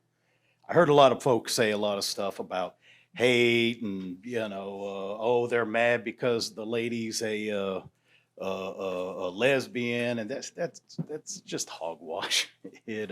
I was in the military for 24 years. I retired in 2017 from the U.S. Army. I was in the Special Operations community where I retired. We had gays in the military. It did not affect our mission readiness, or we didn't care about that stuff. It does not matter. When bullets start flying, politics, religion, all that stuff goes out the window. The real concern for some of the parents, I have 3 children. I don't want my kids going into a library and seeing something. I can't be with my kids every second of every day. But it's our jobs as parents and people in this community to protect our children from this sort of thing. I would be absolutely appalled if some man was dressed up like a woman reading to my kids. I would probably go ballistic over such a thing. Now, this county, one of the reasons we moved here is because it's a decent, safe place. I don't have to, this ain't California or New York. I don't have to worry about my kids running into that sort of nonsense. I'm asking you, please don't add any of this back to any sort of vote or on a budget. And someone else was talking about them donating the money. That shouldn't even be accepted either. Some of the problems we have is because of big pockets of corrupt people, George Soros and all these clowns who have donated money to these causes where cities are being burnt down because of just utter ignorance. I mean, at some point, folks have to exercise common sense. And with that, I'll leave y'all. I got to go get my kids.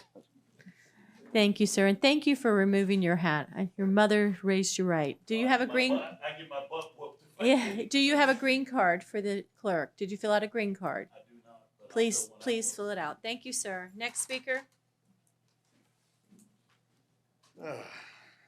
That's my buddy there. Good morning or good afternoon. I appreciate you guys giving us the opportunity to speak. It's been said, first of all. I need your name and where. Oh, I'm sorry. I'm Joe Papp, and I live in Crystal River. I have a wife and 3 children. All 3 graduated from Crystal River High, summa cum laude and magna cum laude. And we're proud parents. We homeschooled for the beginning of their high school years, and they're all successful right now. We love this community. My wife is a very successful realtor. And in Marion County and Citrus County, as selling homes, she sold almost 80 homes so far this year. The people that are coming here, like Joel said, they're coming here because this is a decent community. They come from big cities where agendas are shoved down their throat and their children's throat. This isn't about somebody that's a lesbian running an organization. That organization has done commendable things over the years, no doubt. But every day, we've owned businesses, my wife and I. Every day you have to prove yourself because things change. The fact that this woman that is the president, it was no surprise that she was an activist for this. I mean, she comes out and says, I want the children to learn these things like her experience when she was 14 years old. She's not the parent of my grandchildren, and she doesn't have a right. Now, a little leaven leavens the whole loaf. So this is a small thing. I mean, there's going to be pressure from a lot of different sources to move ahead. This has happened in many counties across the United States. We don't want to be one of those counties. You know, you get a toe in the door, that's all it takes. The crack in the door for somebody, this kind of thing to move in. And it's not benign. Because what some of these ladies were saying can turn in, well, anyway, I'm going to skip that. But I had a whole bunch of things to say. I forgot my notes at home. But anyway, what's going on here is something that people don't want in a more of a majority than what's depicted. Some of the ways we were depicted as mindless robots, just fearful. I love elephants, and I would never chase an elephant away. But, you know, it's just one of those things where we either stand up now or we're going to really have a big fight on our hands, because it is coming, not just from the ALA. It's going to be coming from different directions. And I just, you know, I know you guys removed it from the budget. I hope it stays that way. I hope, you know, and you, I didn't realize those up here that long. Thank you, Thank sir. you very much, and be blessed. Thank you. Next speaker, please. Up.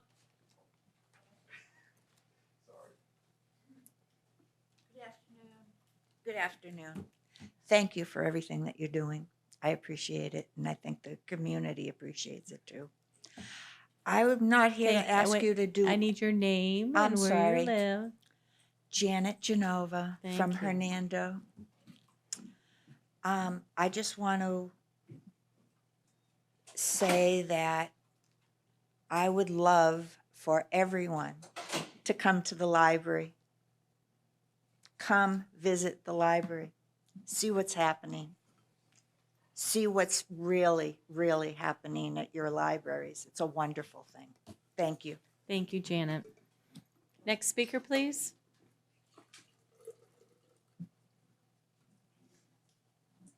Hi, Gary McClintock from Hernando. Yeah, this is not what I do. I'd rather spend the afternoon in a dentist than do what y'all do up there. But I'm here for one reason, you know, make my voice known. I raised a daughter. I got 2 granddaughters. It's my job to protect their innocence. And I like libraries. Tell you the truth, I've been in a library probably 6 times in my whole life. But my wife will spend an afternoon in a library and said she had a good time. So what I'm against is my daughter going to the library and picking out a book about anal sex or some dude in a dress greeting her. I don't know if this goes on in this library or not, because it's not one of the 6 I've been to. But I'm hoping it don't. And I know the American Library Association is pushing that kind of stuff, and for not funding them. And also, you know, my sexual orientation is really nobody's business. And I don't wear it on my sleeve. I'm a Christian. I don't know when that became a bad thing. But there's right and there's wrong. And a lot of things seeping into our libraries. Not just libraries, it's all forms of our life. And this is one little place we can stop it. I appreciate if y'all do that. Thank you very much. Thank you, sir. Did you fill out a green card? No. Commissioner You going? Davis?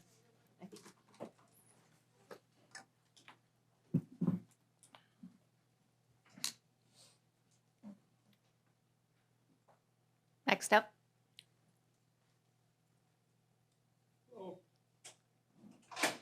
Take my hat off for a minute. If I keep it off, I'll go to sneezing because my head don't take air good. My name's Emmett Anderson. I live in Crystal River. I'm a minister. I've done missionary work all over the world. And what we put before our kids' eyes and what they think on, they'll get tempted with. If you put godly stuff before their eyes and they think on it, that's the way they'll go. If you put some of the stuff that we're doing in America in front of their eyes, they're going to get tempted with it. And when they get tempted, they usually wind up getting messed up. And it's all come down to America, what's going on with the way we've voted got a lot to do with it in America. We've been voting the wrong stuff in. So the way y'all vote is going to make a difference on kids. If you want your kids and grandkids growing up in school and libraries, seeing this junk they're talking about, ungodly stuff, then vote that way. And if you don't, then you better vote the other way. It's up to y'all. It's up to every elected official in America the way America's going to go. And I want to say one thing. Most people don't read the Bible, they don't study it enough to know. And it ain't God's fault, it's your fault if you don't. But the Bible says if you attempt or cause little ones to sin, you'd be better off with a millstone tied around your neck in the bottom of the sea. So it's up to every elected official the way we go and what we do. It's up to me to what I say. And God's told me to speak it out and speak the truth. I'm speaking to you in love, but it's a hard truth. But it's up to y'all how you vote. Thank you. Thank you, sir.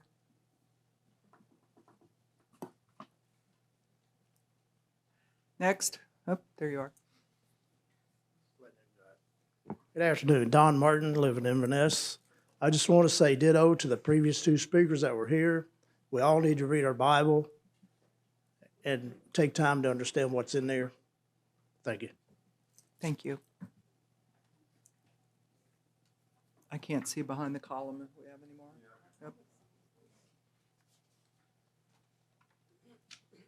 Good afternoon. My name's Andrew Wright. I'm from Lecanto. I'm a transplant from Miami. Moved to Naples. I left Miami because I couldn't speak the language anymore. I left Naples because I couldn't afford to live there. I was a fire inspector, firefighter. I'm also a veteran. I've watched what happened when commissions, like this one, go through the consent agenda. There's a lot of stuff not in there that you voted on. I've watched variances be given. I've watched our roads get destroyed down there.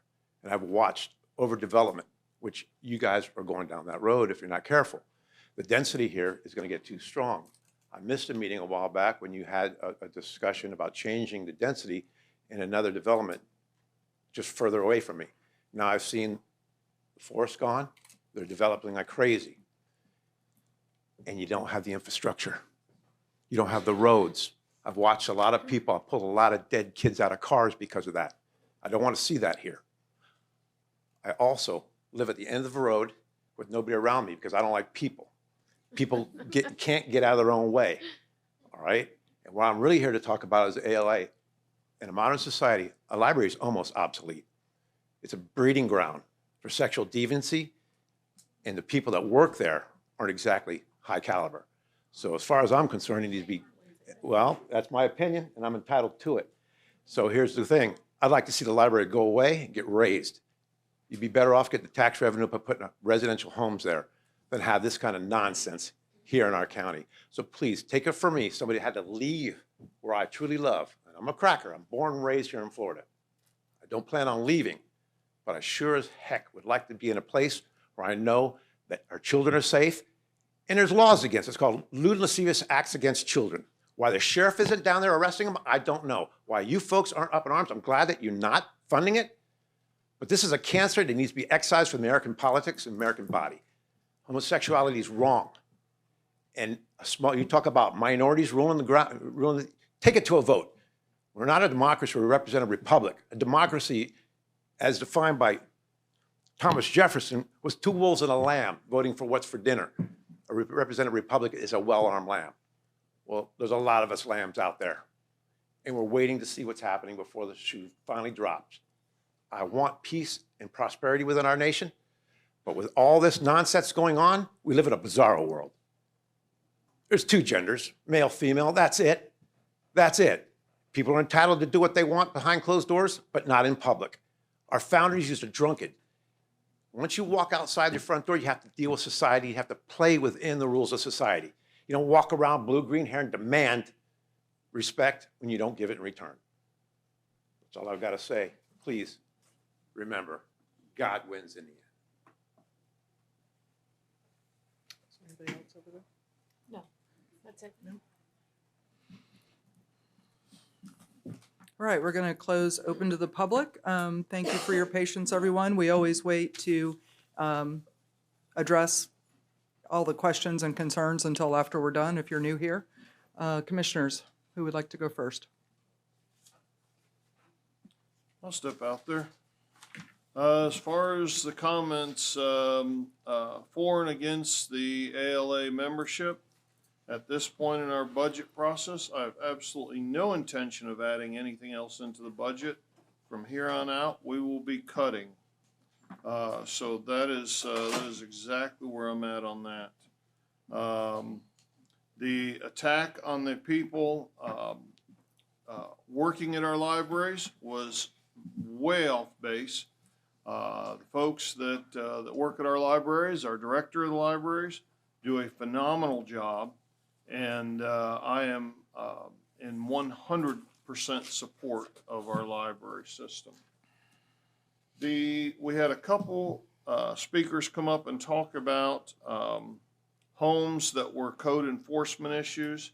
I hope that that we've gotten addresses to those. I know we got address to one. I did not hear an address to the other one, but sounds like both of those places ought to make it to our demolition list if that list is still ongoing. Let's see, we had a 911 conspiracy comment. I'm not going to talk about that. We had Paula spoke early about grant money to rebuild flooded homes or raise flooded homes. It seems like there was some conversation about that in Tallahassee when we were up there for legislative days, that the emergency management director said that there were different grant programs out there that homeowners could apply for. There seems to be some misinformation out there or a lack of information. It would be nice if maybe we need to get something about that on the county's website, linked to those resources. And of course, thanks to our absolutely wonderful superintendent of schools, Sam, and Mr. Dodd being here. And I have been in full support of funding the SRO program since I got here in 2016, and intend to do so for as long as the voting public keeps me here. Let's see. Inverness Villages 4, we've got an update coming up on that. And George, thanks for coming today. The United Way has absolutely stepped up, as they always do. I was here during the somewhat centralized in the CARES Act funding battle, and thankfully the board decided on the right side of that. On 3 different occasions, I believe we voted to move that money over to the United Way so they could continue their mission of helping our local folks here. And let's see, I think that's about it. Thank you. Mm-hmm. Commissioner Finnegan? Probably should put my glasses on. Yes, first up was Sam and Doug, and I also support our SROs and the good work that they do in our schools. And George Schmalsteg was great in praising everybody, which thank you, county staff, for being a part of that. But I also publicly want to thank George. I mean, the United Way is doing a great job. He was instrumental in all the help. Also, George and his wife, Rebecca, have been pillars of our community, and they're both very active and have helped youth in our community, and I think that's important that people know that. Doug from Crystal River, happy to support our friends in the cities, and we know that they will do the same for us.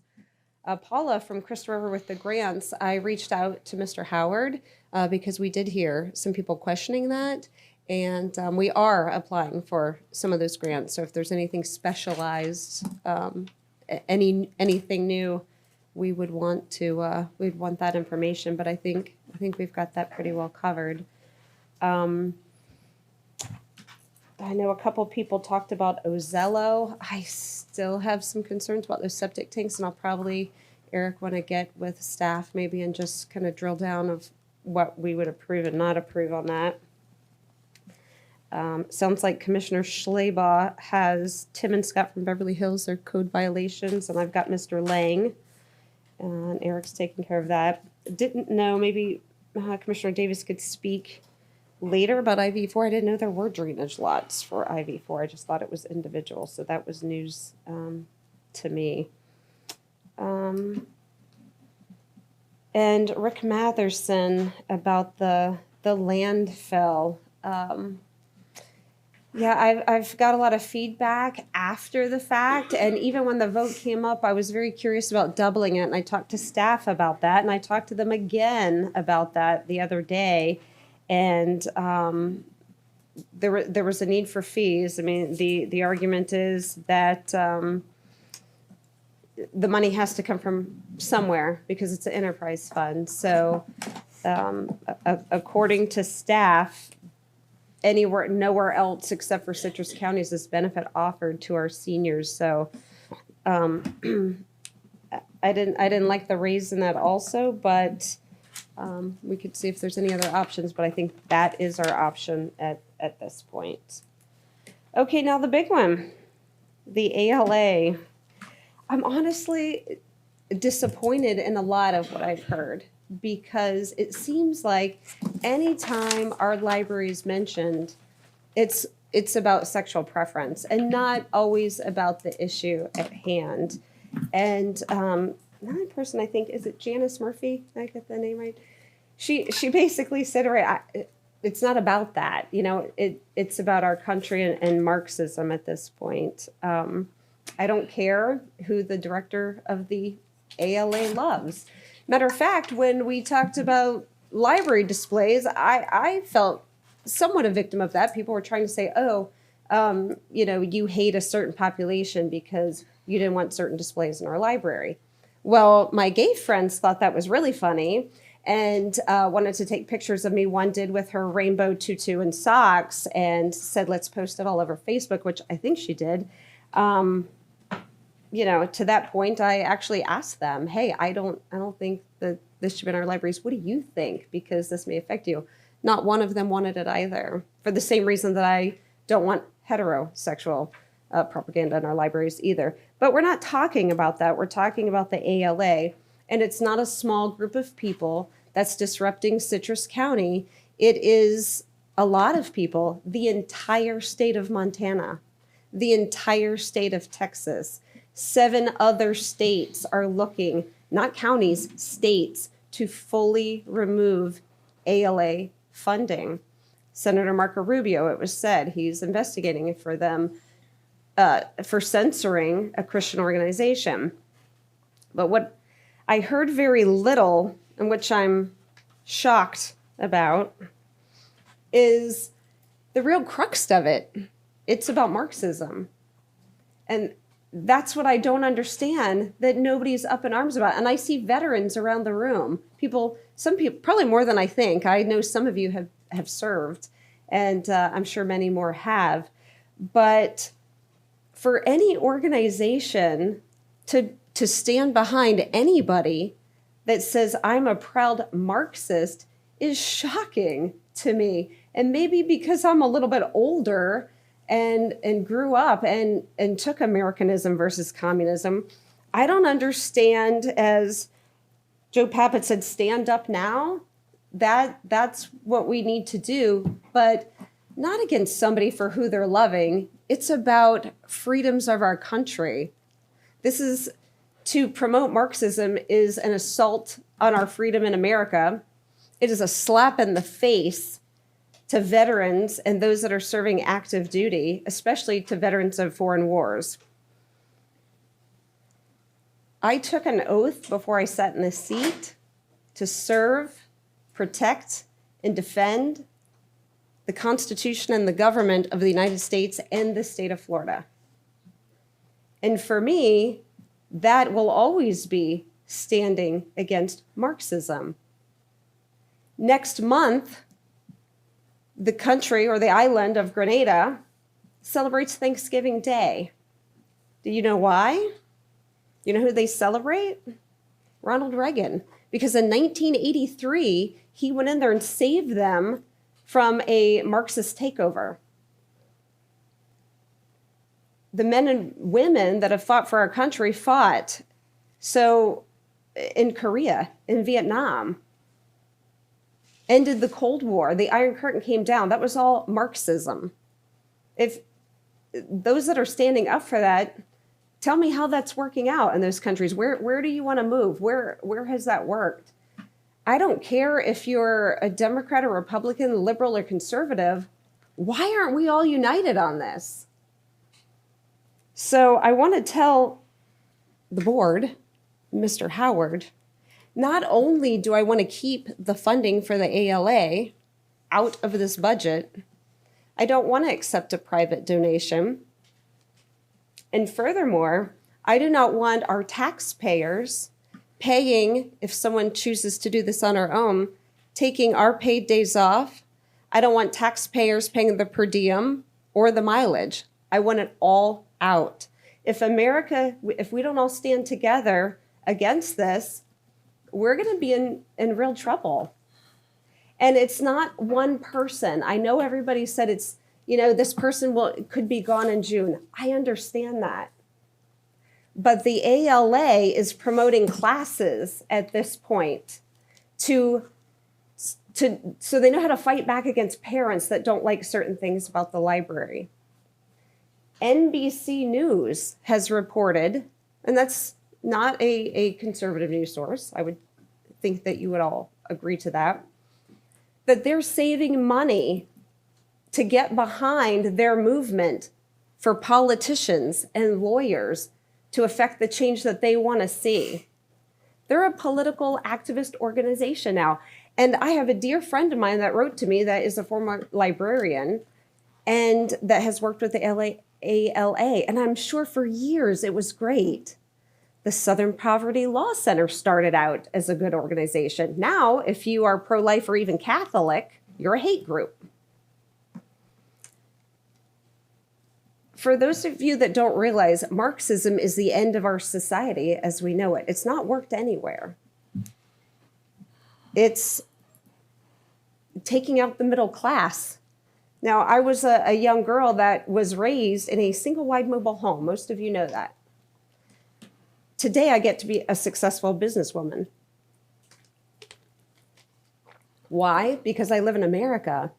Marxism takes out all the rungs of the ladder that I got to climb. Marxism says you don't get to own your own property. Marxism says we own your kids. You don't get to make decisions about your kids, we do.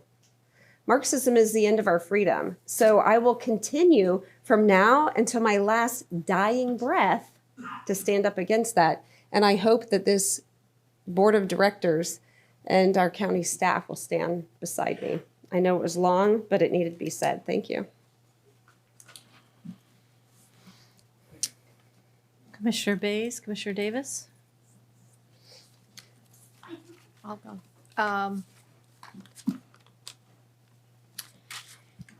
Flood. Anybody know exactly what the rules are on the 2.0 on the repetitive flood? I know Eric's staff was looking into that. I don't have that with me now. We are looking at all that. Also, I think there were some comments about grants. Obviously, I'm getting a lot of requests from FEMA. I've actually contacted key individuals. We're going to kind of get all over that collectively. I think we have to have a comprehensive approach to that because it is a little. Anytime you're dealing with federal money, there's a lot of particulars behind it and things like that. So we're working on that. But I don't know if Eric's prepared to give you that statement that you just asked for now. But I know we are working on it. Well, I know, you know, flood's been a moving target for a number of years, and when they implemented 2.0, a lot to be said about flood, but I know that they forgave prior floods, but once you had a flood claim, then they dragged the past 20 years back into it. So I think there's a program out there, if you're in a repetitive flood, that those properties, there's a program for them to be bought out. So I think we need to try to get on top of that and there's some other programs where the county has to actually get it on a plan to participate in some of these other plans. So there's more. We are all over it though, and trying to make sure that we're doing the best for our citizens. Code enforcement, I'm disappointed that something has been going on that long, and there's been that many claims, and we're not being diligent in getting those resolved. And it takes somebody to come to before the Board of County Commissioners. So I would really like to see And I think code enforcement. Eric may have some update. I think one of those houses he just told me is scheduled for to be demoed. Demolition. There's also another one that I think, but we could discuss that later. But they're updating me on that as we were in this meeting. And as far as this past storm, I sincerely want to send out my condolences to those that have been displaced. I want to thank all of our county staff. They did an amazing job. Chris Evans, all the people that, if you've never had to sit in the EOC building it's challenging day after day to sit in a room with no windows and take those calls and be diligent of what may be headed your way. So thank you to all of the staff for doing that. Landfill, I hope that we have adequately made an attempt to notice the public about the increases. In Inverness, Village 4, I know they've asked for a workshop. I have no idea. I mean, if we're getting there, I know you've been following this every board meeting, but I'm ready to have some action on it. ALA. I agree with much of what my fellow commissioner, Mrs. Finnegan, said. I will say that I believe in my heart that the library system in Citrus County is in very good hands. We have capable leadership. We have talented, dedicated staff. So I don't think that we're in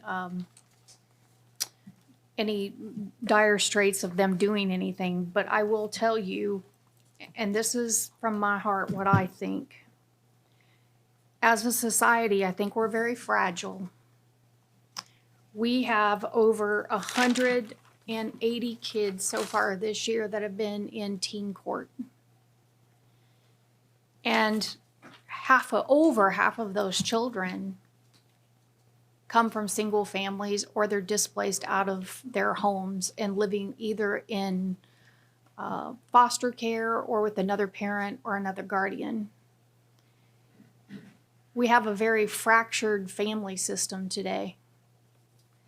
And we have the internet. You can read pretty much whatever you want to read on the internet. So if there's one place that we can give safety and security to our children, when it's publicly funded by the taxpayers, it should be our library. I'm not going to belabor it and go on. I will tell you, it's more than just sex. I looked up the 10 books that have been on the list, and those books include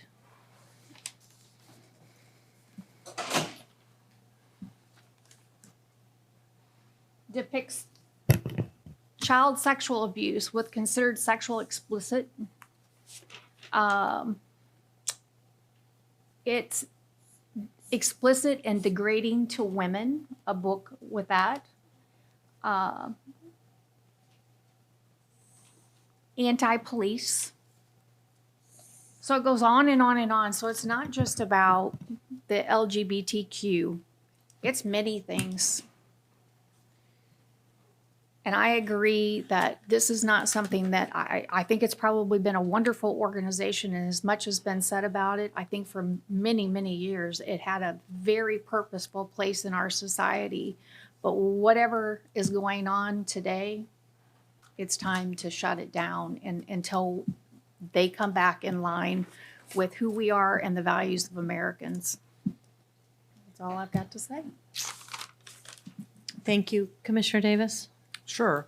I want to echo Commissioner Bay's comments about what a fine job our county staff did in the sheriff's office and so forth. I had actually left the country before Adelia was a thing. So I was somewhere in the middle of the Pacific on a small boat stressing from afar. Thankfully, they had Wi-Fi, so I could stress.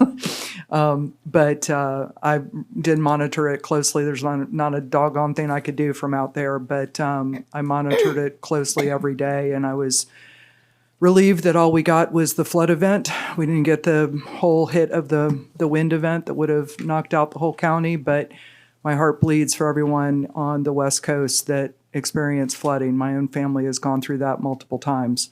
So I feel for you, and I'm so thankful that we had staff helping out.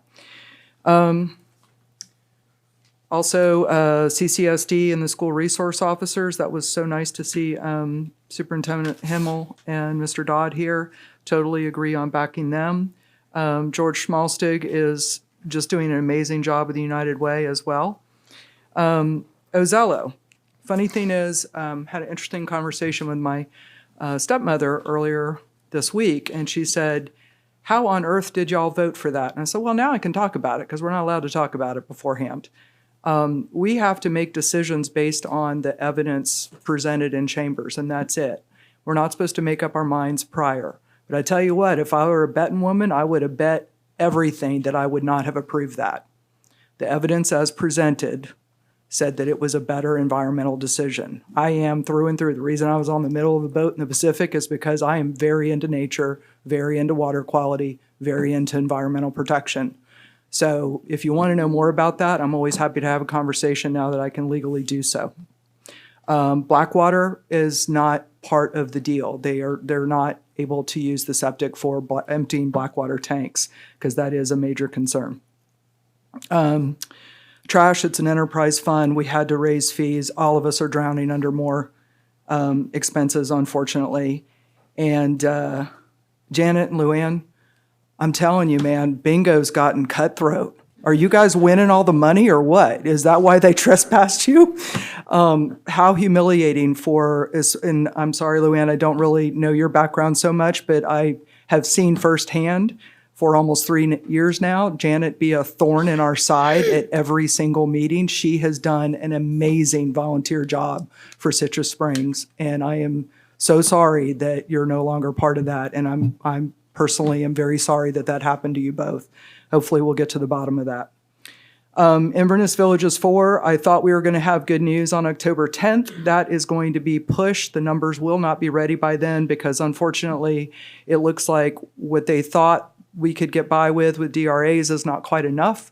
So they're going to have to finish up that plan. What I would suggest to staff and my colleagues is that whenever we know that number is ready, we schedule a workshop prior to the meeting to go over that number because all of us have to be comfortable with it. The neighbors have to be relatively comfortable with it. We have to be comfortable with it because it's highly likely we'd end up having to do a forced MSBU, which is nothing that we want to do.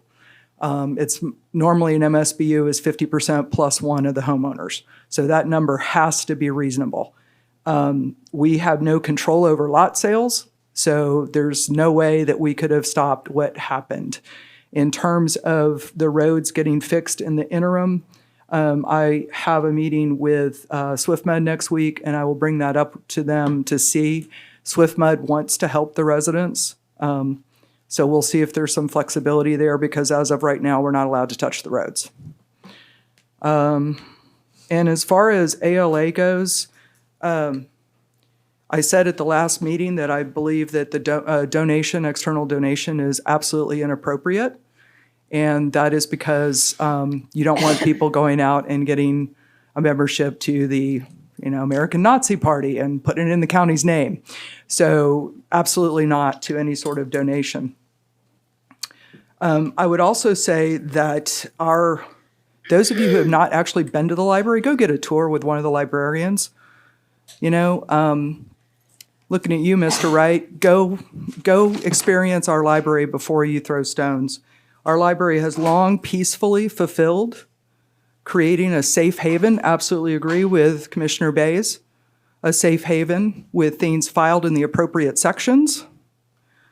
And it is done an admirable job. And it is done that through, wait for it, critical thinking and discernment in their decisions. That's the staff. They don't listen to the ALA and get their doctrine from the ALA. The ALA gives them the tools to create what is a conservative public library system because we are a conservative county. So our absolutely outstanding staff has done a marvelous job. Sexually explicit materials or story hours are absolutely not appropriate for children. Of course not. We don't have those here. Do not have those in Citrus County. We will not have those in Citrus County. TikTok and social media is 1,000,000 times more damaging than anything a library can do to our children. One person has whipped everyone into a frenzy, and he's done it because he got fired for hate speech and he needed a job. So what he's done is burned a whole lot of staff time, which is your taxpayer dollars, to create all of these firestorms. And it's because, my firm does social media for a living, so I know what I'm talking about. He created content to line his own pockets. on taxpayer backs. It's not happening in Citrus County, and it won't on my watch or any of these other commissioners' watch. And no, I am not advocating to put it back into the budget because I actually respect the chain of command and staff said it's coming out. That's fine with me. Thank you. Thank you. Okay, Paula Trainer, thank you. I know the Connors, along with so many people that are living on our coast, have are dealing with having to rebuild. Been working most of the time, since the hurricane, about mitigation money and trying to get that. There is a step where you have to ask the state to do that. So we're working on it. I know Mr. Howard's been working on it every day. I want to thank George Smallsteg for the help, the United Way, the Education Foundation. They're getting the donation money and the labor out to the people that are most, that are affected by this hurricane. Steve Swartz, listen, if you predicted that hurricane, you need to call me and predict the next hurricane because we need to know. And, there were a lot of little threats in your speech, and we get threats every day, and that's great. But I think what we have done, previous boards, what humans have done and built on our coast is yes, it's a problem, but we're going to stop people from building on their lots. I choose to live in District 3. I've lived here the whole time because it's high and dry. But we if you can predict the hurricane, Steve, call me. You know my number. Let's get on the next one. Sabrina brought up the lift stations pouring sewage into the river. Yes, I went out to that campground on Monday and asked people to please evacuate. If they had gotten hit like we were expected to, they would have been a statistic. And some pulled their campers out and left trash to just be sucked back out there into the rivers. And now they're complaining about the sewage. Yes, there was a natural disaster, and that is going to take over the lift stations. Nobody wants that. I was out on Ozello with Congressman Bill Rackus talking about DEP testing the water, and I saw people swimming the next day, and I'm thinking, God, I hope you don't have a cut on your leg. You're out there swimming and fishing, and yeah, nobody wants that, but we're working on it, and it's unfortunate, but Mother Nature did what Mother Nature does. Bruce and Tim, I'm on that. Sounds like Mr. Lang, that Commissioner Finnegan's on that, like she said. Got those. Ozello, there's no black water going in the septic tank, and thank you, Commissioner Davis, for bringing that up.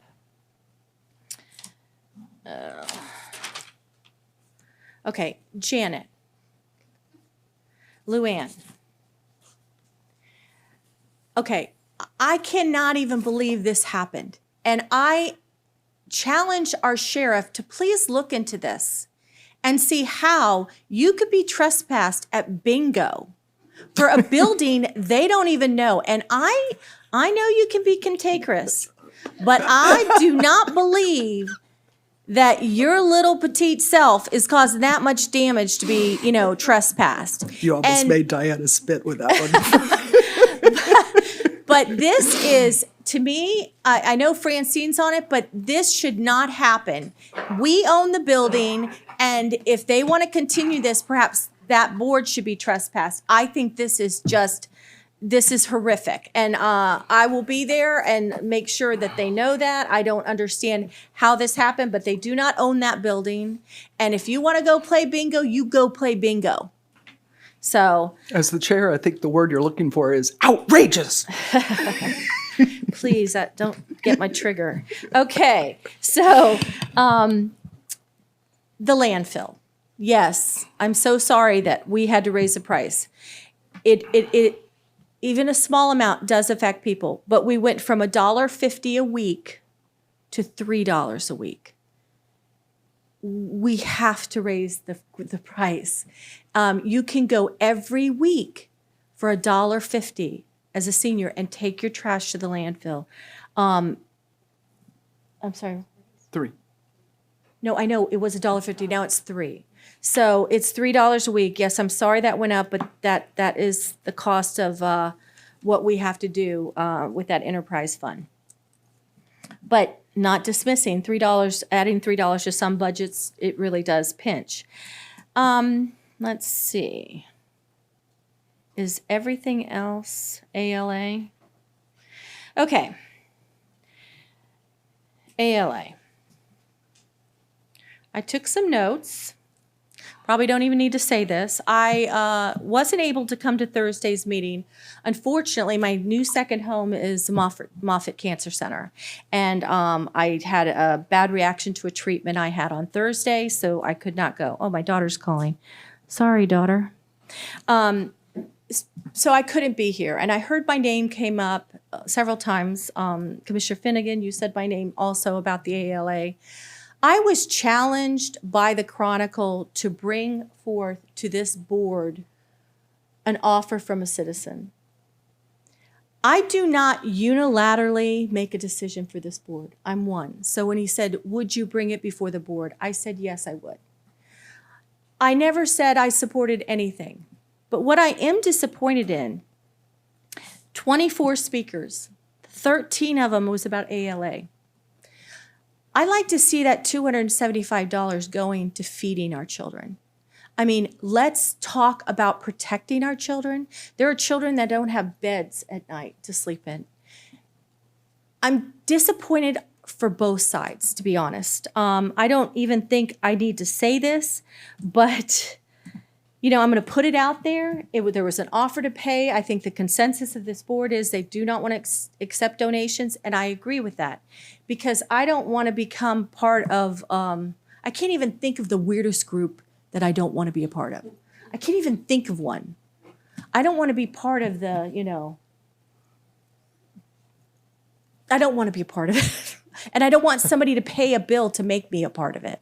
So that being said, I think the board has said they want to cut some money. I found out, and I forget, and Aaron, I'm sorry, I can't remember, but I asked you how much our dues and subscriptions were a year. I kind of thought it was maybe $40,000. Was it $140,000? Higher than $140,000.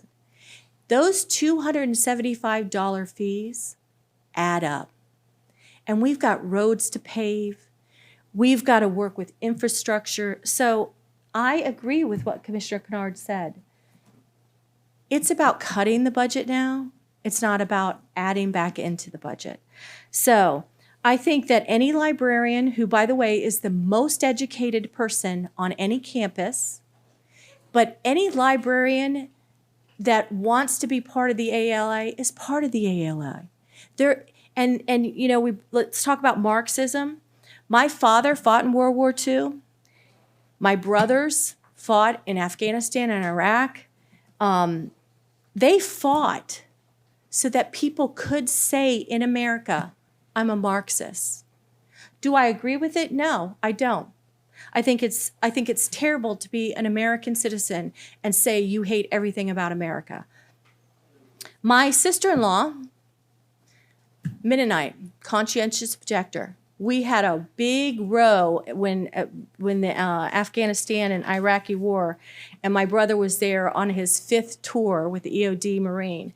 And she just thought it was disgusting that people had guns and they were fighting. And I said, you know what? That's what makes America great. You're a conscientious objector because my father and my brothers and the veterans fought so that you can say that. And hallelujah that people can say what they want to say in America. And the ALA isn't the problem because of one leader. It's a problem when people start buying into it and saying things about America that we shouldn't be saying. But if they want to be a Marxist, it's a free country. Let them do it. But as far as saying the librarians or this and that, I was not in the room. I could kind of hear a little bit of it. We have, like I said, the librarians are the most educated people on any campus. I have many friends that are librarians, and what they have to go through, they have to know about every book in their library. I don't care if it's at an elementary school. And they're some of the best people around. And for people to say things about our staff and our librarians and the people there, I'm gonna push against you and say that's not true. And I don't appreciate you dissing our fine staff. I think that's about it for me. So, thank you for your opinions. Welcome to America. You can say what you want. You get your 3 minutes, and thank you for doing that. Oh, and I'm sorry, Inverness Village is 4. There is one thing I want to say. I know that Commissioner Davis has been working on this, and it's making getting more roads established as far as moving forward. But saying that we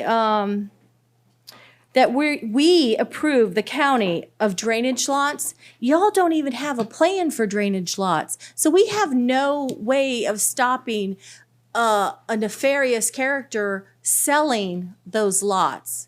The county doesn't approve that. So I just wanted to correct that part. I thought you would correct that, but you did not. So I almost did. I was close. okay. So thank you. Good luck. Okay.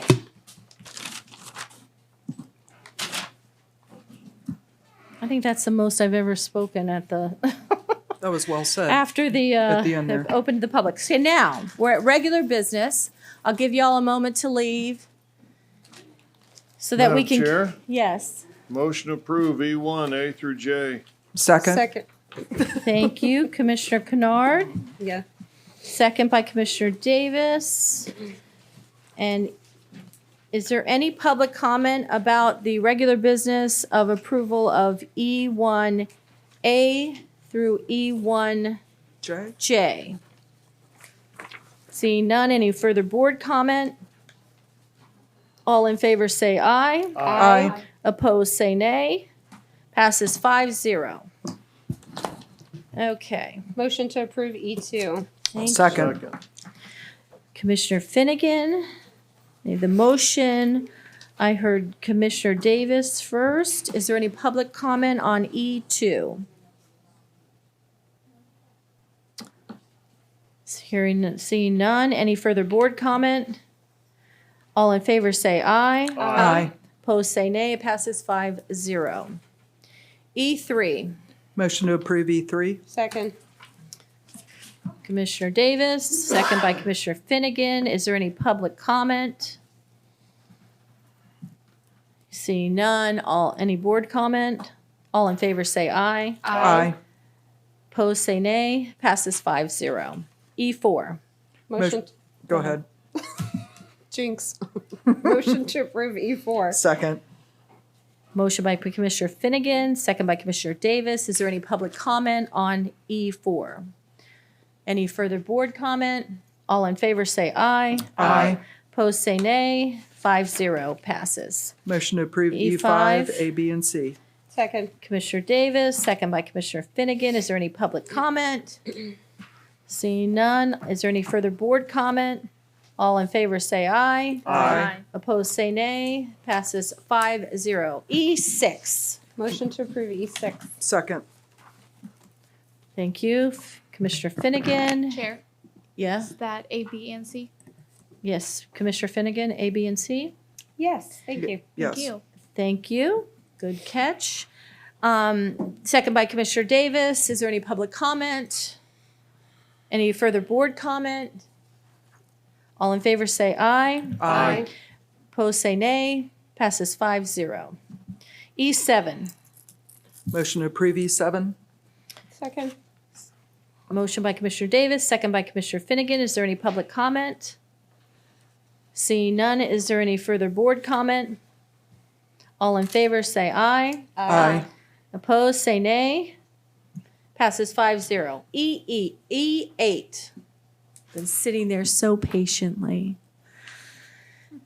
3406 North Turkey Oak Drive, Crystal River, Betts Farm. A, B, and C. Madam Chair, I think A is a discussion first. Yes, I'm looking for a motion for E8. I'll make a motion for E8A. Second. Very good. Commissioner Bays, Commissioner Finnegan, is there any public comment on E8A? Any further board comment? Yes, ma'am. Okay. It is,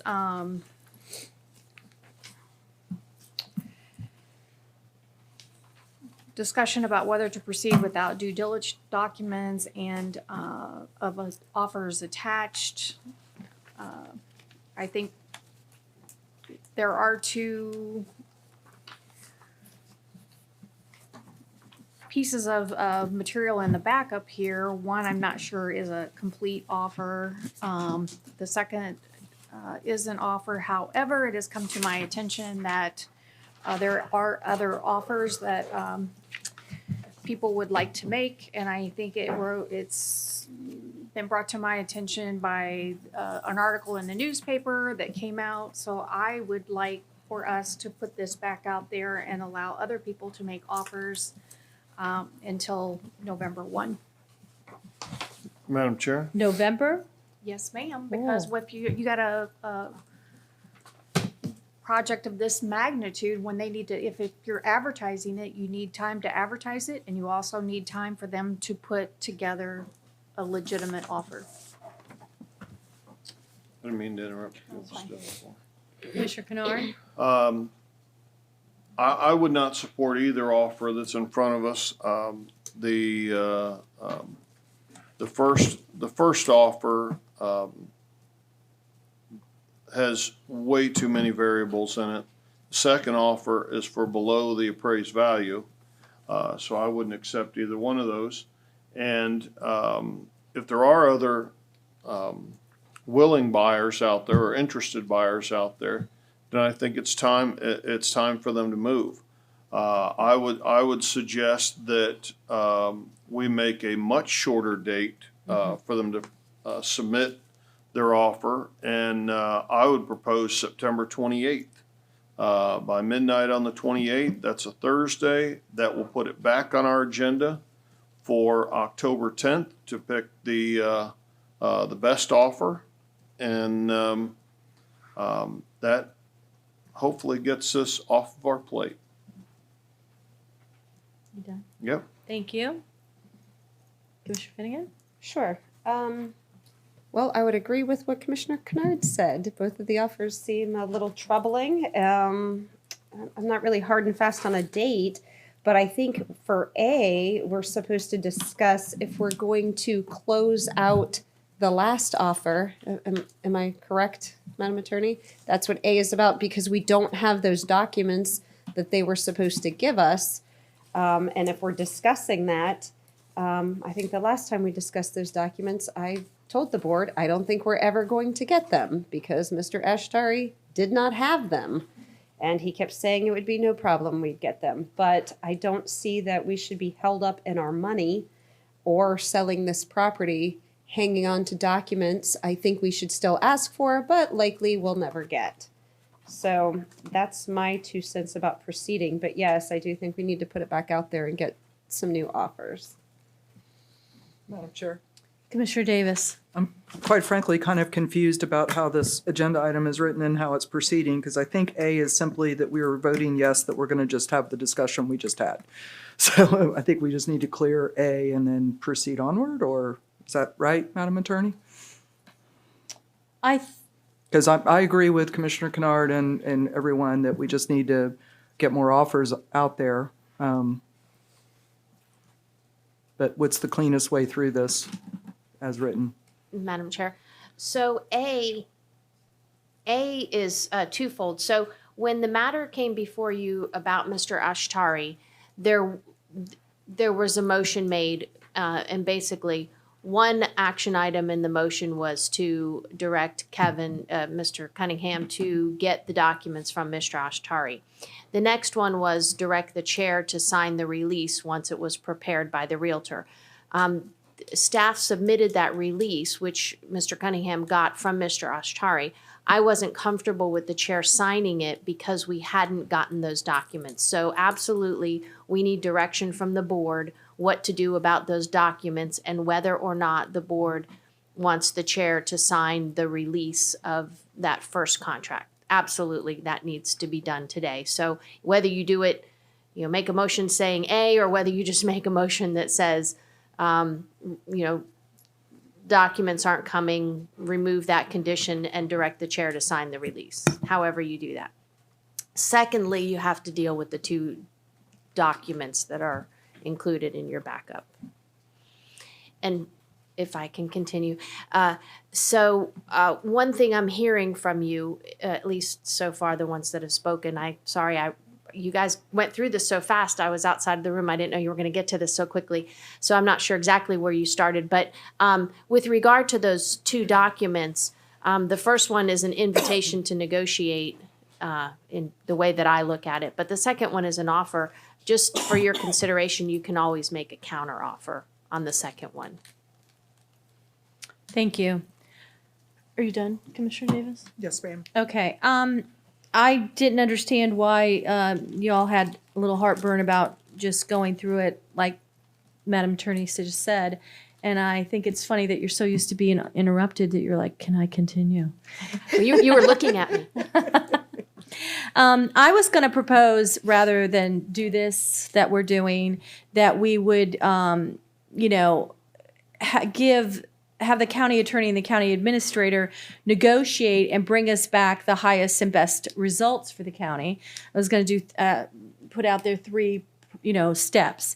The second one was give the county attorney and the county administrator latitude to engage outside legal counsel if need be for consultation or otherwise, and find a cap. I came up, because I'm so used to paying attorneys, a cap of $6,500, but we could negotiate that also. And then the third part of this is, because there is additional interest in this property, that we should receive the offers or interest from others, but they need to be submitted by Tuesday, September 19th by 5 p.m. So I got September 19th, September 28th by midnight, and then November 1st. I don't feel comfortable with November 1st, but I would, entertain yours to get it to us by, October 10th. People have known that this has been up for sale for a long time. They read it in the paper, and then they're like, oh, wait, it's for sale? Yeah, Betts Farm is for sale. So that's my suggestions. I also want to say that, in 2019, I think Commissioner Kennard's the only one, I know he's the only one that was on here. We gave objectives that board gave objectives to you, our broker on record, Mr. Cunningham, and we want to increase the tax base for Citrus County, that we want to provide new cash revenue for Citrus County, impact fees, utility fees, and we need to create a new venue for qualified residential development. And so there, you have a list of objectives. I think you're following them. I agree with both commissioners here. Let's get it out there. Let's advertise it. Let's get some legitimate offers here on the table that is going to be what is the highest and best results for our county. So that being said, we do have a motion on the floor for E8A. And I don't know if you want to keep that on the floor or... Can I? Commissioner Bays. So, Madam Attorney, I would like some clarification on this. Number one, the original contract expired. They never closed by the date. Correct. The $100,000 that was originally put into escrow was then converted into $25,000 increments over 4 months for the extension of the contract. So it was no longer, more or less, it was used up by the end of December or whatever that time frame was. The $100,000 was quote unquote used up. Yes, ma'am. So if the contract expired because they didn't close, the escrow funds were used for extension of the contract, why is there such a confusion about a release? Madam Chair.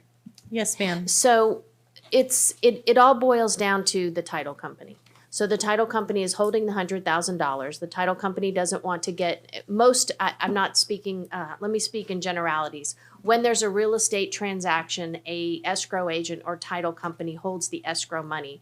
A title company or escrow agent does not want to get into the middle of warring parties or fighting parties. So whenever there is a default by one party or the other, the title company is going to require, I shouldn't use the word require because I'm sure there's no reason for them to require it, but they're going to need a release signed by somebody so they know who to give the money to.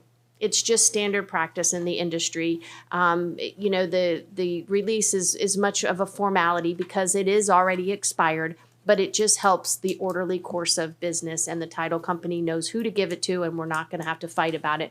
Otherwise, the title company can deposit the escrow money with the court, and we would have a whole lawsuit about it, and I don't think anybody wants to get into that. So while it is expired, I would say it still would help with the orderly course of business to sign the release and get our $100,000, because we don't have it. The title company has the $100,000, and we don't want to fight with the title company about it.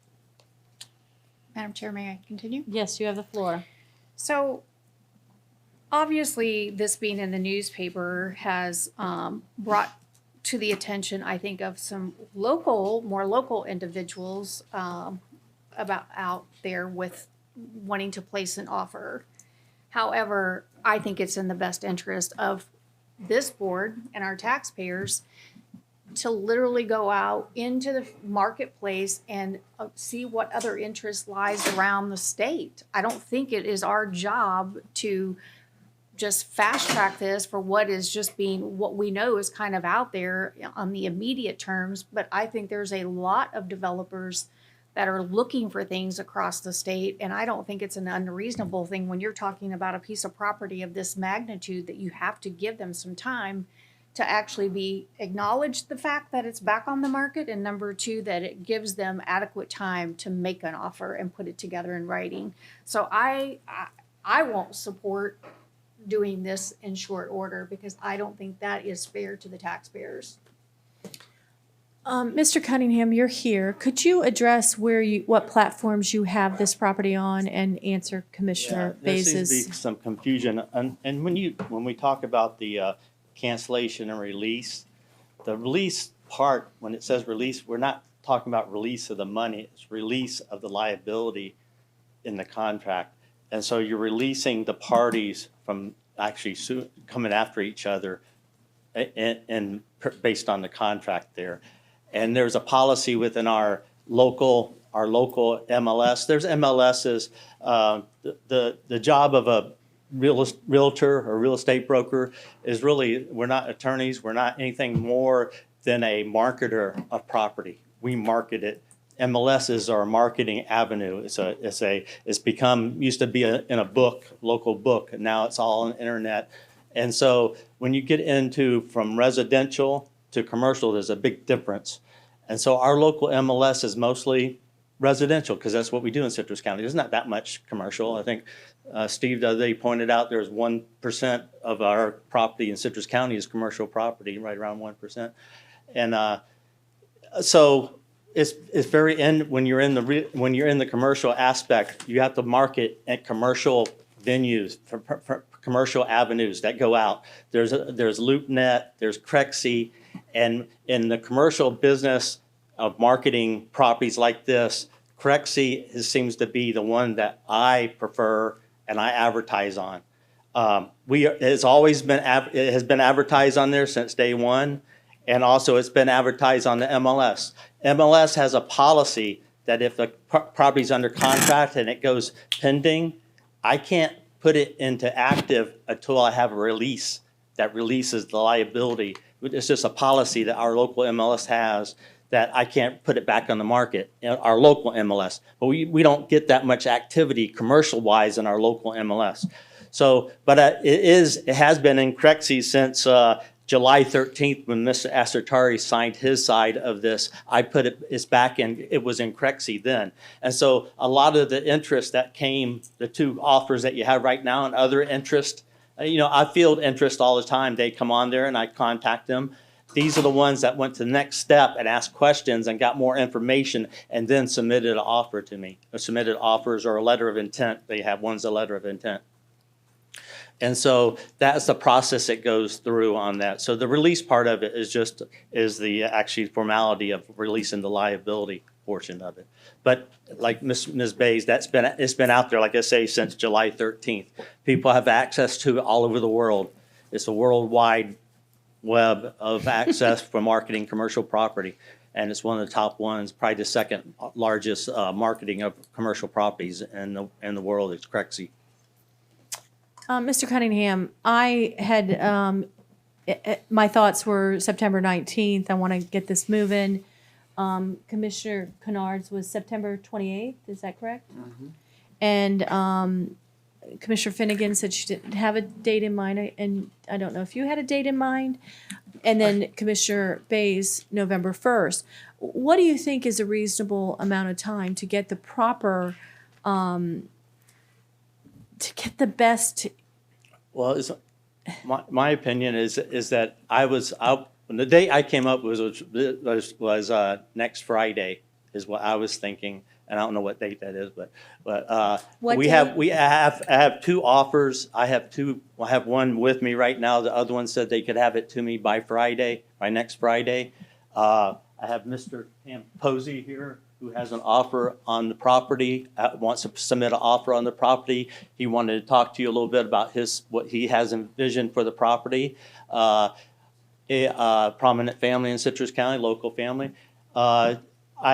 So those are coming in. They know it's out there. I mean, they viewed, Mr. Tamposi viewed it on Crexie. He has all the information on it. He met with me the other day. He asked for some more information. Like most inquiries come in, it starts out with an inquiry and asking for information, then more information. Then we get to the point. The problem that we have with this property, and it's hard to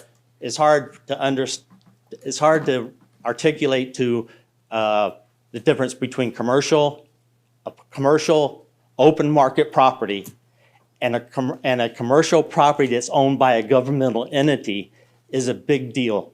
There's a lot of red tape connected to it, and especially this one that it has a ancient DRI connected to it. I mean, it's an over 25-year-old DRI that someone has to spend a lot of time either amending, looking at changes to it. I think the county has made some changes to it in the past two or 3 years, amendments to it to update it, but it's still there. And some of the aspects of that old DRI don't apply to today. Floodplains have changed, levels have changed. And so someone buying this property needs some adequate time. And when we start getting these bids in for 90 days due diligence, that's not going to work. There's a lot that has to go into this. And that's why I keep recommending, I talked to Mrs. Lynn the other day about legal counsel and making sure, because these buyers have legal counsel, real estate professionals. I'm not an attorney.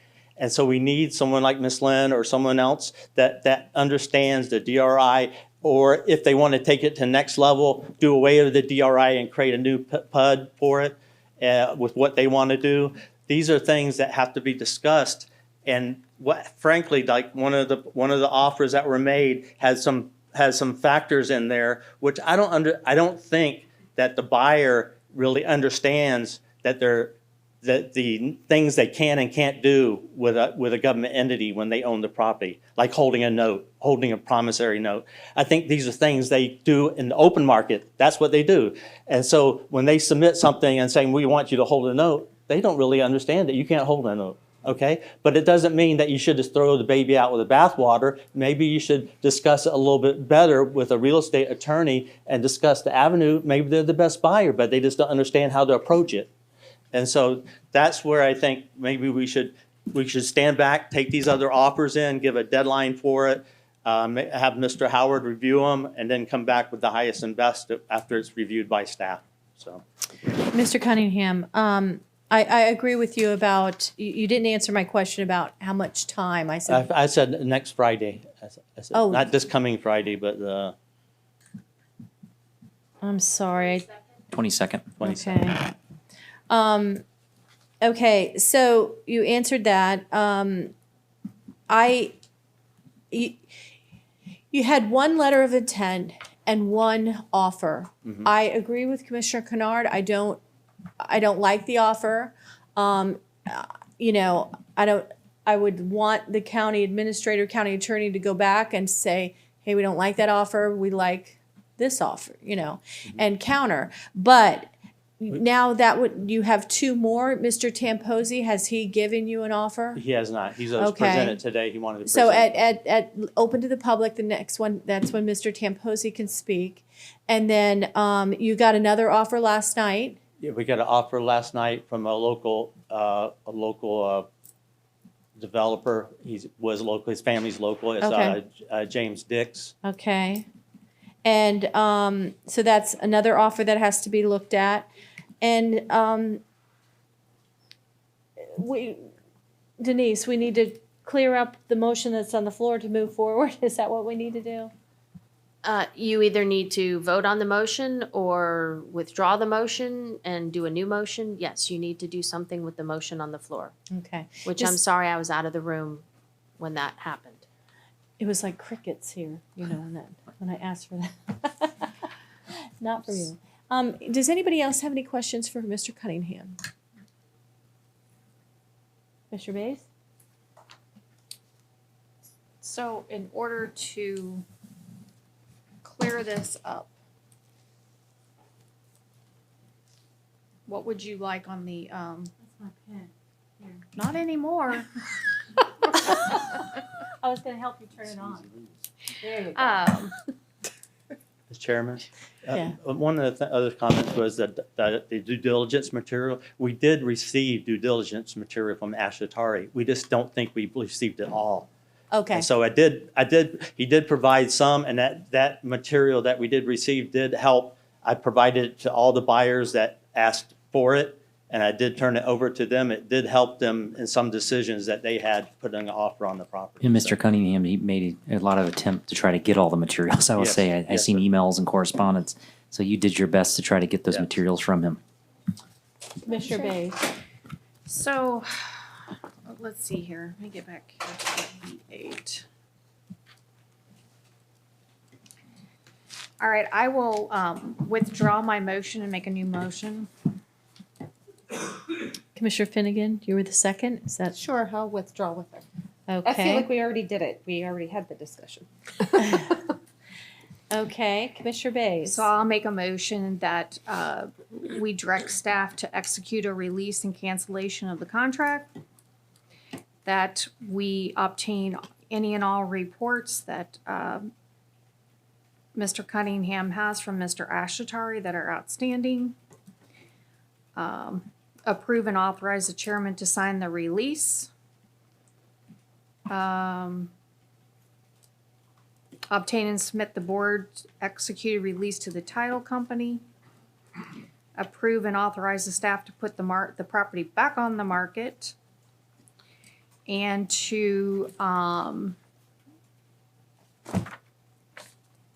what is our dates here? God. Did you want to It's give all- the? it's- I'm getting there.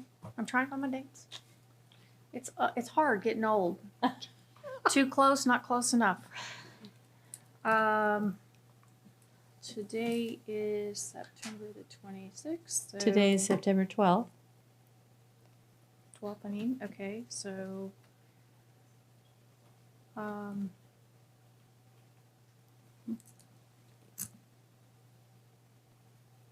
to have our offers back in and have them back to the board by October the 9th. I'll second that. At what time? Midnight? October 9th at midnight? Well, I don't care. I mean, just as long as they're in here so that they're presented to the board on the 9th. Isn't that our October 9th meeting? So you might, Yeah, we so would they have need to time. have the offers in by, what time frame do y'all need to have them available for the board on the 9th? The 28th. We'd have to analyze them. September the 28th? They need Yeah, they would need to be in by the September 28th, because 28th. 29th at 8:30 a.m. is cut off for the next agenda, right? So 5 o'clock on the 28th. Thank you. Thank you. That's my motion. I have a motion on the floor by Commissioner Finnegan, Commissioner Bays, a second by Commissioner Finnegan. Well, I wait, seconded no, it, but she clarified it, so I need to just make sure that I know what I'm seconding. So, because before you want it out, you want them here on the 28th by 5 p.m. so that they're ready for the agenda on October 11th, 10th. 9th, 10th. Nine. Oh, I'm good. 10th. 10th. Sorry. 10th.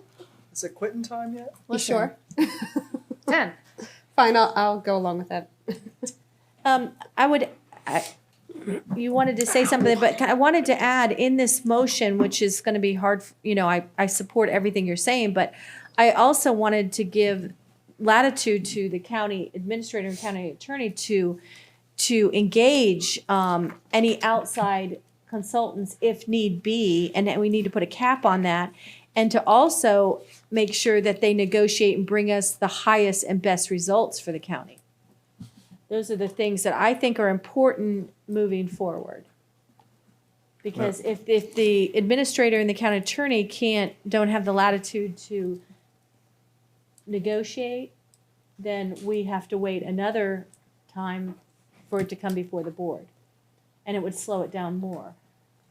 I think Commissioner Finnegan was first and then Commissioner Kennard.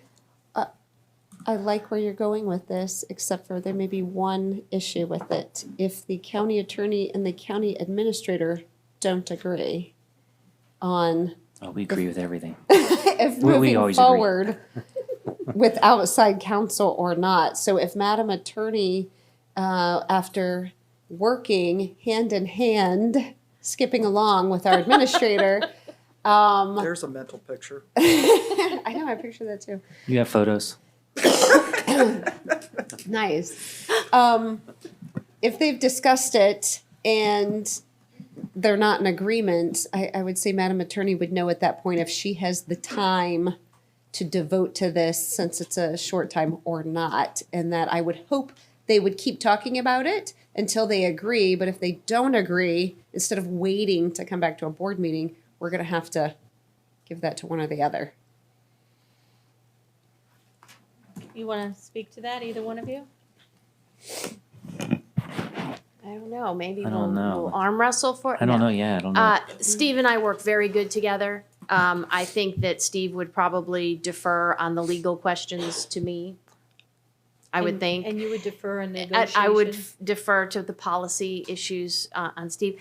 But here's the bigger issue. If you all are going to have them on, let's just say we get 4, which we've got a letter of intent, we've got an offer, we've heard about 2 other that are maybe in the works. If you have 4 things that are submitted, I don't know how we can negotiate with each of those 4 people and get it all buttoned up in a nice, pretty package for y'all to make a decision when the agenda has to be printed the day after we get them all in. And if we're going to engage outside counsel, surely they're going to need some time. So I understand you all trying to condense the timeline, but these are just some So I was thoughts. right to begin with. Madam Chair, Yes. I'm going to turn my mic off. Madam Chair, whenever, just put me in the lineup. I wish I had, I would love to have it before I stop being the chair so that I don't have to figure out who's first. I've asked for that for a year. I would like a little button that tells me. Well, I still have the floor, Madam Chair. if that's Thank okay. you, see? That's okay. Please. I think that Madam Attorney brings up a very good point, and I'm not sure why we need to rush it to the October 9th or 10th or whatever meeting. We gave Mr. Ashtari way longer amount of time that I wanted to give, months and months and months. So if we are going to do this, let's do it as Commissioner Bays has said, the very best way for us getting money out of this property and to benefit our taxpayers. So I'm okay if we wanted to keep that date moved up for the offers, but I don't know that we need to rush through the process. I think that you both will probably want some time to negotiate. I agree with that. Madam Chair, Yes, sir. Are you We- done? we don't have to put it on the agenda for the 10th. Right. But the offers, Right, I got the floor. right. The offers need to be in still by 5 o'clock on the 28th. Then we can put it on the agenda in November, which gives the county administrator and the county attorney a month or 6 weeks to negotiate and then bring forward to us at a meeting in November. This is what we've been able to negotiate. These are the bids that we're in by. That way bids don't continue to roll in until November. You set a deadline for the bids to be, or offers to be in, and then give them 4 or 5 or 6 weeks to work out the best deal and then put it on the agenda and bring it back to us. I would not, at this point, I would not support hiring outside counsel. I think we have very competent counsel. And I have a lot of confidence in what Ms. Lynn and Mr. Howard can accomplish here. But I do think we need a short timeline, a short leash on, if you're interested in this property, get your offer together, get it submitted to the county. I mean, as we've already heard, there was, Mr. Tamposi is prepared to bring forth an offer pretty quickly. They've done deals far bigger than this, obviously, and there's others involved. It's time to put those offers together, get them submitted, let them work on it, and bring it to us in November. Commissioner Davis? You skipped over me for Kennard. No, he was way ahead of you. He was going like this the whole time. I was just gonna say, didn't you say, Mr. Cunningham, 22nd was the date? Yes. So, Yes, and may I add one more thing? If you could make sure in the wording that you cut it off so we don't go through this again and have, like Mr. Kennard said, have offers come in when the paper comes out with the, when the paper Yeah. comes out with the open bids and showing what's coming in. Because that's what happened the last time, if you remember with Mr. Ashatari, we went through this 3 times, I think, with bids coming in and repeating ourselves. So we need a cutoff date that's it. And just. And I are you did say comfortable once. with the 28th? Yes, yes, I'm Okay. fine. And the second point I would make, it's been a minute since we went through this with the last time. So I thought did we get individual heads up on getting to see these contracts before you guys just go off and try to read our minds and negotiate the best stuff versus a meeting? We don't meet behind closed doors, guys. We meet individually with staff, not all of us together. So, Except for every other Tuesday. except for every other Tuesday in public. Thoughts on that? Yeah, I mean, I think we could probably give, I think, high level, folks, but I don't know how. We have to see what they give. I mean, I don't know. It's unknown who's going to actually put an offer and things like that. And we're going to, obviously, I'll work with Denise on that with what we should and shouldn't do. Because you may have noticed we're a fairly opinionated 5, so I just want to make sure you No. guys aren't going off doing work that we're not interested in. I'm good. Okay, I appreciate what Commissioner Kennard is saying. I agree with him on the 28th and at 5 p.m. We need that. But I also feel very strongly that if Mr. Howard or Miss Lynn feel that that might be a little bit over their head, that they have that latitude to get outside counsel. There are law firms that specialize in this, and if they might not even use it, but just give them that option so that they don't have to come back to us, and say, well, we need a little help on this contract or that. That's all I was asking. I wanted it to button down a time, which you've done, Commissioner Bays. But I do feel like if we're going to give them the power to negotiate and bring us the highest and best results for the county, we also have to give them the tools that they can make the decision that they're going to, what they're going to bring to us. And I think it's putting a lot of pressure. I think Denise Lynn can very well handle it, But if, say, some big company comes in and they've got a team of lawyers, you're gonna put Miss Lynn against this whole team of lawyers? What, okay. I'll go back. Because, you know, one of the offer in here is Ryan Homes. It's a publicly traded company. They hire the best legal staff out there to represent this. These can become very technical in nature. You have wetland evaluation, delineations, suitability reports, environmental assessments. It goes on and on and on, and they're going to write it to their benefit. Absolutely. So, and before we get ourselves into a situation that we accept a contract and it says 190 days, and then the 190 days turns into another 190 days, and then that ends up to be another 190 days. I don't want to go down that rabbit hole again. I mean, if somebody comes forward and they're serious about buying this piece of property, I would like to have some certainty that they're very serious about buying this piece of property and that we have the legal jargon, if you will, to put into that contract that says you're serious and you're going to negotiate the deal, and we're going to finalize it in as short a time as possible. So I'm going to amend my motion. I hope you're not going to make me read it all over again. The only part I'm going to amend is in the event that it is needed, that you can seek outside. Hopefully that we don't do it, but if it turns in to be a very lucrative offer for the taxpayers and you do need that you do have some latitude to move that direction. You want to put a dollar cap on it? What did you say? 6,500. 60, no more than 6,500. Are y'all happy? I could amend that, but only if you, I think you just probably forgot to also take out the stipulation that it needs to come back at the October meeting. Yes, yes, you are absolutely correct. So we'll take off the October 10th. Correct? You'll bring it when it's ready. Yes. Okay, amended and seconded.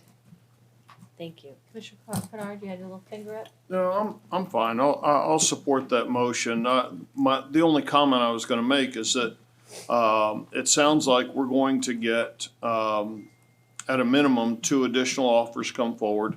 And there would be 3 meetings between now and November when, if the administrator or the attorney felt like they needed outside counsel, they could bring forward an agenda item and say, here's what we're facing. This is stuff that is requiring more of my time than I have, or additional expertise in wetlands or site development or things like that. Then they could have brought forward an agenda item, but I'm fine. I'll support the motion.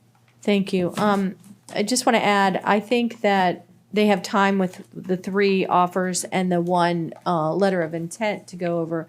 But I really have a gut feeling that once this goes out again and Mr. Cunningham puts it out there, that we might have a national company that would put an offer in at the 11th hour. And,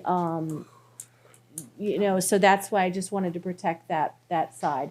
But you were very clear, listen, don't dilly-dally, do your due diligence, and then we want to sell this property. Chair, Yes. can I read back the motions to Please. get clarification? Thank you. The first one was motion to direct staff to execute the release of contract and retain all reports Kevin Cunningham received from Ashtari that are outstanding. Approve and authorize the chair to sign a release. Submit a release to the title company. Place property back on the market and have the offers back to the board by September 8th and present to the board on October 9th. Then the motion was amended to add in the event that it is needed due to a lucrative offer, the county attorney and county administrator is given the latitude to engage outside legal counsel to negotiate the terms of the selected contract with a cap of $6,500 and change October 10th to November 5th to come back. I heard you say September 8th. 28th. And did you say 5 p.m.? I did not, but I did have it in there. Okay, very good. Okay. Is that your motion, Commissioner Bays? I don't think Commissioner Bay stipulated it for it being November 5th. I think it was just, are you saying she did stipulate? No, I'm agreeing with you. Oh, okay, Yeah. yes. No, I think I it was thought come when back you- when it comes back. Oh, okay. I Should- thought yeah. you said it. Yeah, we didn't put a time frame for him to Okay, bring so them you're back. just going to Yeah. remove the October 9th timeframe. Yes. I said don't dilly-dally. Okay. So that's your motion, Commissioner Yes, Bays? ma'am. I Commissioner think the attorney's got her hand raised over here. I'm sorry, but I think you all recognize that you have sometimes 5 different ideas about things. And so I just, with this motion, I'm hearing that you guys are collectively delegating the authority to negotiate to the administrator and I, and I'm glad that you trust that we will negotiate tough and we will negotiate in the county's best interest and bring you back the best offer or the best result for the county. Thank you.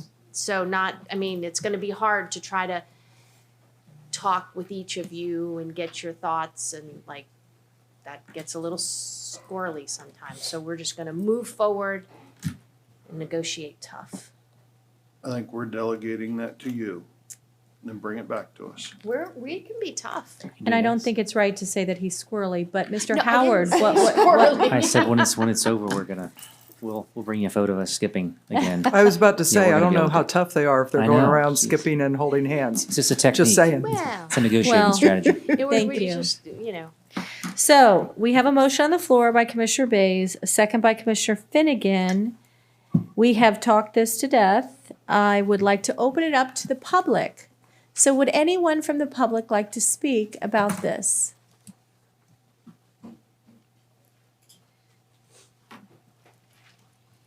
Please state your name and where you live. Good afternoon. My name is Nick Tamposi, and I live in Citrus Hills at 280 East Falconry Court in Hernando. This is my sidekick. She's a special lady.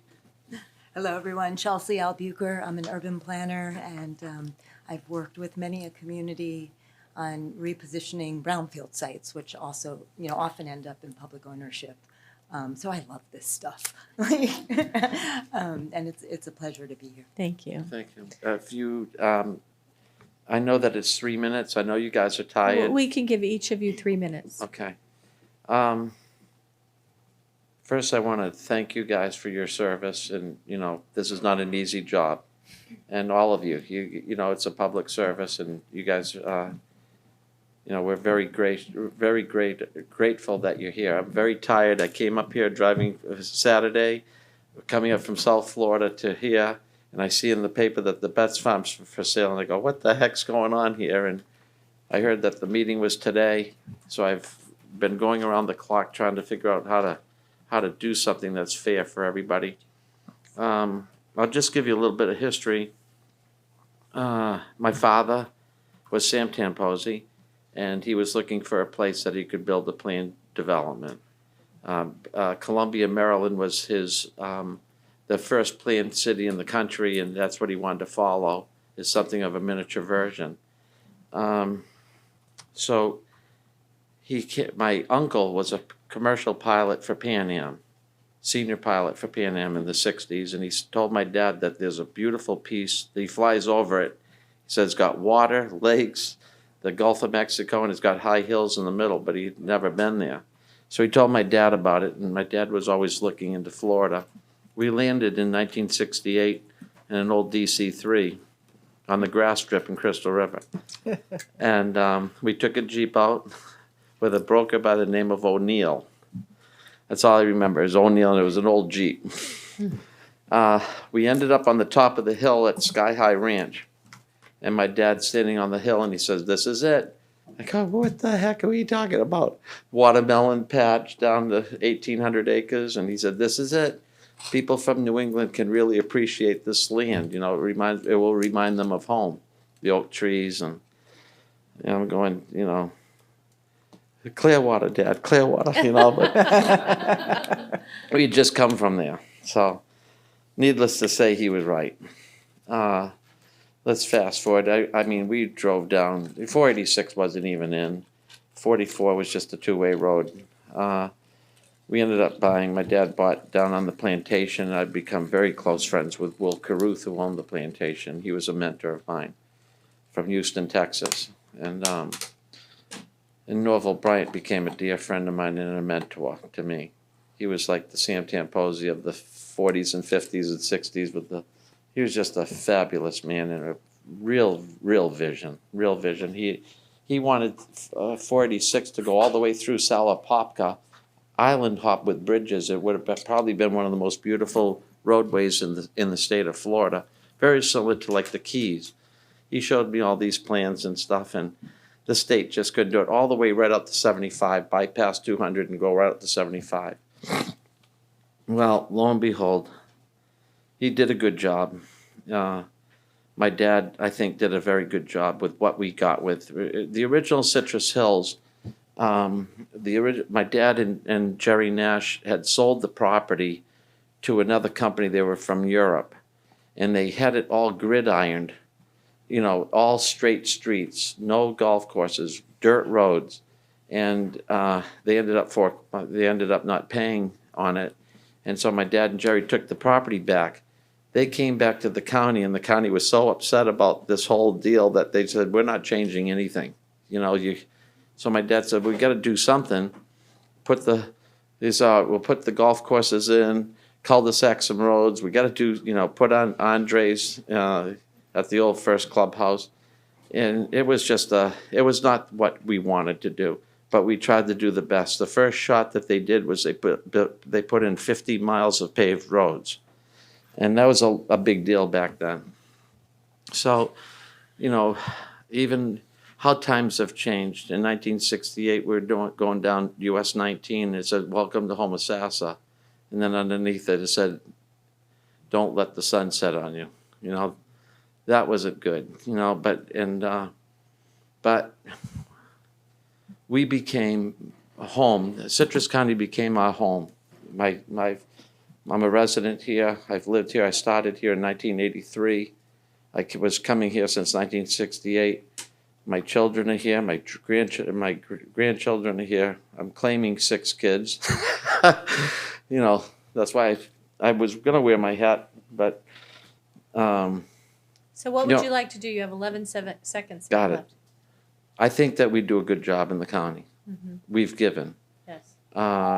We give a lot, and I think that what I have envisioned for the Betts Farm, I started there in 1983, and I think that what we'll do is a very good job. That's something that Citrus County will be extremely proud of. It's not conventional, by all means. It's not a house deal or tract building.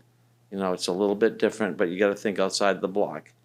I respect your time, and what can we say? You got to give to get, but you don't give to get. Thank you. Thank you. Try to be brief. Again, thank you, and such an honor to be here. Your name again, please. Sure, Chelsea Albuquer. Thank you. So I'm an urban planner, and I specialize in green economic development. I did brownfields for about 20 years, and I do sustainability work. I've been based in Florida about 9 years. And working with the Tamposi family, Nick's very humble, right? They're a national developer, right? Their roots are here. They are based here. And the passion and the depth of knowledge, right? So usually when I work with a community, I go read the comp plan, I read the budget, I read the hazard mitigation plan. I have to get myself grounded. Here, I've brought to a county map and the lakes, how we saved Hermosa Springs, how they gave land for the library, just the infrastructure, the roads, the, Meadowcrest. Yeah, Meadowcrest. It's going to be a trailer park. Yeah, And it's a lovely local business hub. It feels like a nice place to, oh, you have to go see this doctor. You know, it's lovely. So the pride, and you know, we're not talking numbers today and stuff like that, but the values instilled by his father that have gone through the generations. As I talk with, so 2 sons in the back there. We just finished that second Yeah. film, we just Right. finished that second film So- also in Citrus County on their farm, so Yeah. we're gonna be doing a lot more and bringing in hopefully the film industry a little bit more. You're cutting I'm in on her talking. time, Nick. Yeah. But again, like I said, so I've just been really impressed with the depth of knowledge, right? And from the gopher tortoises to the kestrels to, you know, the water quality, right? And the understanding of the pressures faced by businesses, by residents. So the need for housing, the need for business opportunity, and clearly the need for rateables, right? So I've worked, you know, for a couple mayors. So so I have a lot of respect and appreciation for what you're all facing. The property itself, it's complex, right? And it has some significant flood issues. Now, you have to design everything to flood now, right? But that's something that, you know, is you know, a concern for sure. And so one of the questions I would have is, as it sounds like there's other documents from Ashtari, if maybe a notice could go out to everyone who's expressed interest, you know, for just due process, right? And hey, there's more information available, just to make sure, you know, we're all on an equal playing field. But just in closing, you know, as we're preparing to attend, you know, we're all here as stewards for future generations, right? And Nick's family, his sons live here, his grandkids live here, and everybody's very excited about this. So thank you. Thank you so much. Yeah. Thank you, Nick. Would anybody else like to speak from the public regarding this, regarding E8? Okay. We have a motion on the floor by Commissioner Bays and Commissioner Finnegan. We've had public comment. Would like to say that, of course, every one of us is aware of the Tamposi family and what they've done for our county. And I'm a native Floridian, moved up here from Sarasota, kicking and screaming and crying. And I think by Stan Olson and the Tamposis, what we have is because of those two families, and I'm very thankful, personally thankful for what they've done. And so I appreciate your time. Commissioners, do you have any further comments? Commissioner Kennard? Dave? I would just say ditto what you said, and I live in Citrus Hills. Commissioner Finnegan? Thank you. So, all in favor, say aye. Aye. Opposed, say nay. Passes 5-0. Thank you.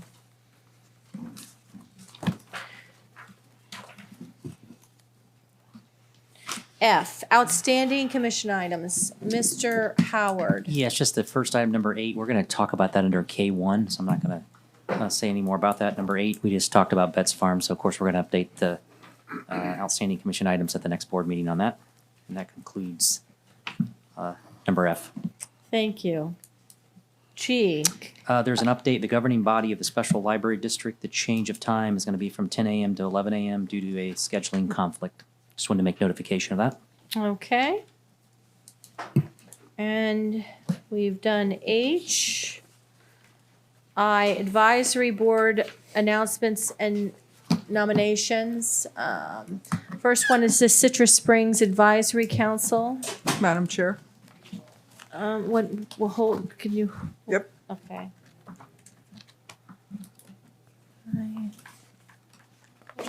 I'm trying to find my place first, please. Number are you on?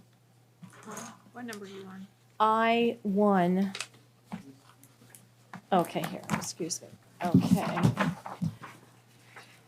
I-1 is to nominate and appoint one individual to Citrus Springs Advisory Council, regular member. Both are in my district, and I just want you all to note on I-1, Susan, we've had two applicants. Susan Gunyon has lived in Citrus County 4 years and 4 months, and Stephanie cannot pronounce her name. Thankful for both applicants, but Stephanie has only lived in Citrus County for 2 months. And I don't know that she's gotten the lay of the land yet as far as the county. That is all that I would like to say. Commissioner Davis, you wanted to say something? That's exactly what I was going to ask you because it's your district. Oh, thank you.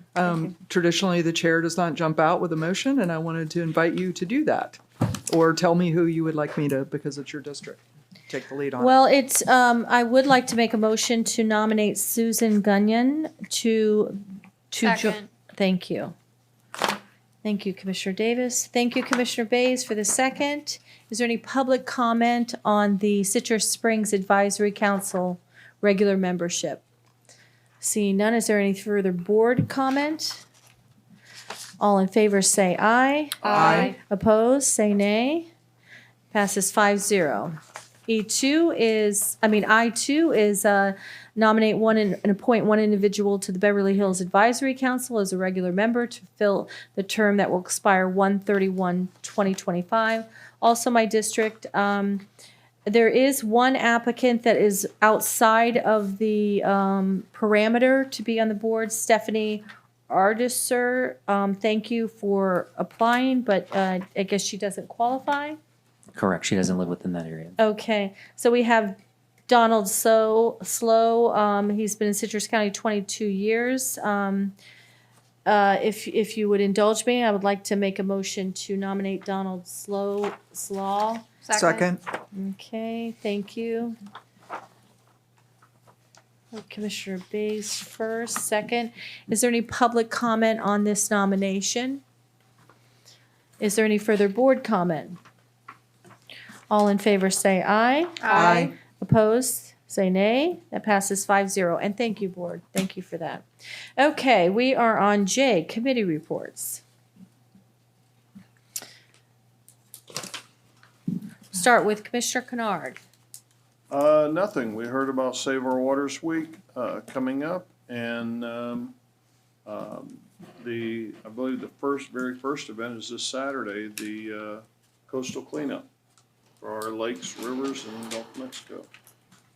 Very good. Commissioner Bays, committee reports? Nothing really. I know that earlier we talked on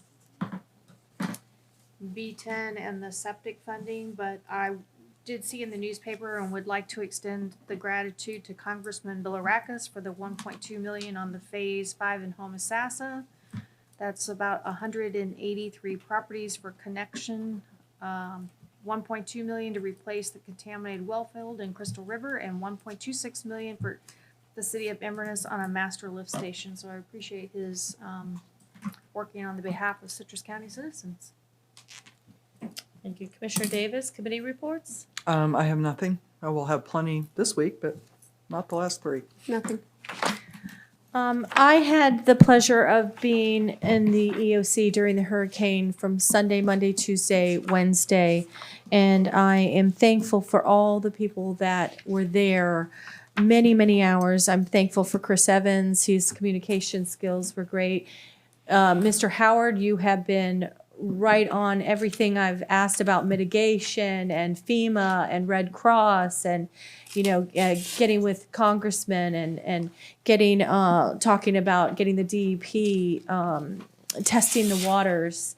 And I think that we have a strong team. I do see some flaws after sitting there for all those days that there could be some, maybe some policy changes. I think, our county attorney had to, she was with me in the policy group meetings, but not having the clerk there, she would then have to go, and sometimes it'd be storming and windy, and she's out there trying to get signatures. So I would like to discuss the policy policy group and amending that. I know that there were some things changed by the sheriff's office when, unfortunately, Randy was out with his wife. She was ill, and I think some things got taken away that maybe we want to look at and go over that. So that's all I have for my committee as sitting at the EOC and dealing with that and dealing with press. And I think that, the chief was amazing. I'm so proud of our fire rescue. You were there. If I needed anything, you were Johnny on the spot. So many, our housing, just so proud of our team. That's all I got to say about that. So thank you. Did you want to add anything about that? I was going to say, the action after report, which I've talked to Chris Evans about, should capture some of that. There's always lessons learned, and I echo that. We have an amazing team, Team Citrus, and I was proud of all the efforts everybody did. And like the county, we were all running around, even I know on Saturday, trying to do a contract at 8 o'clock at night. And once we get it, try to execute it. It was for Taylor County, not for Citrus County. So we had to work through that. So everybody just picked up and did what they had to do. They didn't complain. They had a can-do attitude. So it was a proud moment for Citrus County coming together. But we can always do better.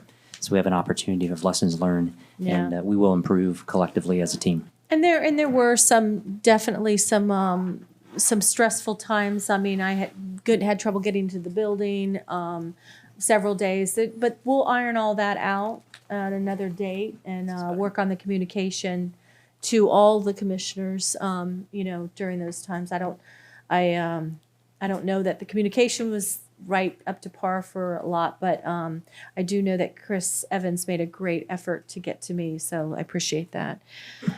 Okay, so we are on item K, Commissioner Finnegan. Thank you, Madam Chair. To be honest, this is less it's my district, but less my information to bring to you. Just a little background. Obviously, we got the $2.3 million from the state that went to FDOT. Was brought up at a board meeting that possibly if the county took care of that instead of FDOT, that we could move this along faster and be more cost effective. So we seem to have consensus. Staff approached me. Carlton said that maybe that's actually the opposite of what's happening. So although it's under my name, I'm not leaning towards either way. But I told Carlton it could go here, but he needs to come up and present whatever his thoughts are. Yeah, and he'll come forward, and Walt as well should be in the audience. Thank you, Mr. Howard.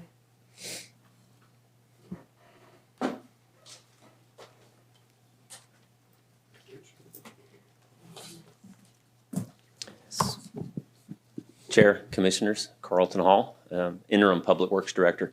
So I approached Commissioner Kennard separately and also Commissioner Finnegan in reference to the Halls River multi-use path and the decision that was made for the county to take over the project. Even though the county takes the project over, it is still a DOT supervised project. All the steps that DOT would have to do, we will have to do as well. And in the mix of that, the county would be in the middle, almost as a speed bump, I believe.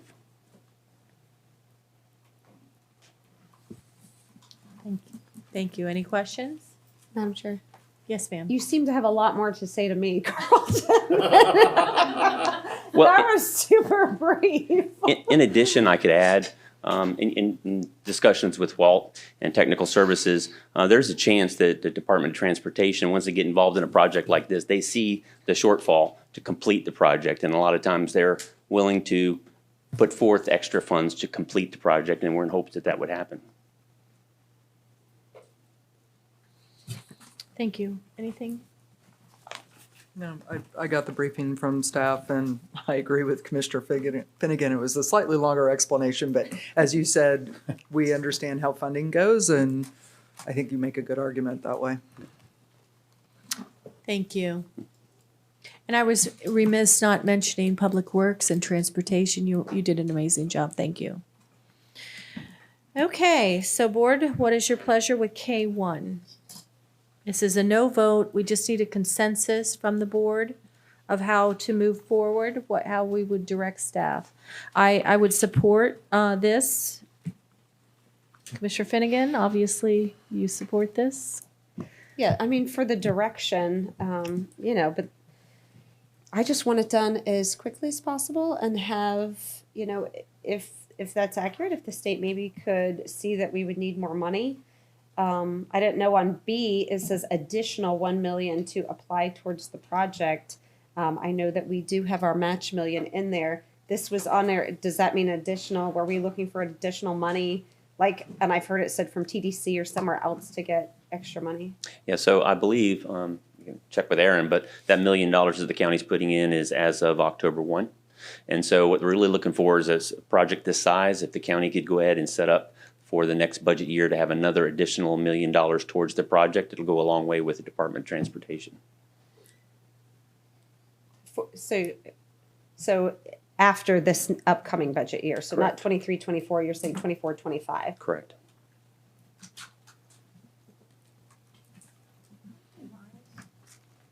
About Madam 3 Chair? miles. Commissioner Kennard. At this point, I'm certainly, I'm fine with, after it was explained to me about the cumbersome nature of us handling this project and then asking for DOT permission at every step of the way, it makes more sense for DOT to handle it. I'm not opposed to the current $1 million that we have in the CIP for this. And the 24-25 budget, looking for more money there. I would, however, suggest that we look to park impact fees as part of this for that additional monies, as well as the TDC looking to them for some of that money. So we're not going to general funds for that additional $1 million. 24-25, there will be an additional $2 million in the Duke Special Projects Fund. We can look to something like that for some of it as well. So I think there'll be multiple pots that we can look to put together that $1 million. But we can have that discussion next spring. Thank you. Commissioner Bays? I'm in agreement with both, so I will support it. Commissioner Finnegan? Just to clarify Commissioner Kennard's point, so if we can look to that, I'm just thinking for when I go to our representatives into Tallahassee to get more money for the project that hopefully we'll have gotten underway. Are we going to look to 24, 25 and go ahead and start looking at park impact fees, TDC and Duke money, and commit that $1 million? So when we go to Tallahassee, say not only did we put $1 million, we've got another $1 million coming. Yes? Yeah, I would be on board with that. Thank you. Well, I love that. Yes. May I ask a question? Yes, Commissioner Bays. What's the length of this? I want to refer to Walt. He's more involved with the process and what's it's going to take to get this process underway. So Walt could maybe give us an idea of how long. I know there's a lot of design that has to be done, and it all has to be done up front. Unfortunately, I didn't bring a map with me, but it goes from River Haven out to US 19. It does cross over the Halls River Bridge. Fortunately, when they built the bridge, we have a pedestrian facility across the bridge, but there's some wetlands along the route that we need to contend with. So we may need to skinny up the multi-use path in some spots. So there's things that will have to be looked at during PD&E process. What would you estimate that mileage to be then? About maybe 2 miles, 3 miles? 3 miles.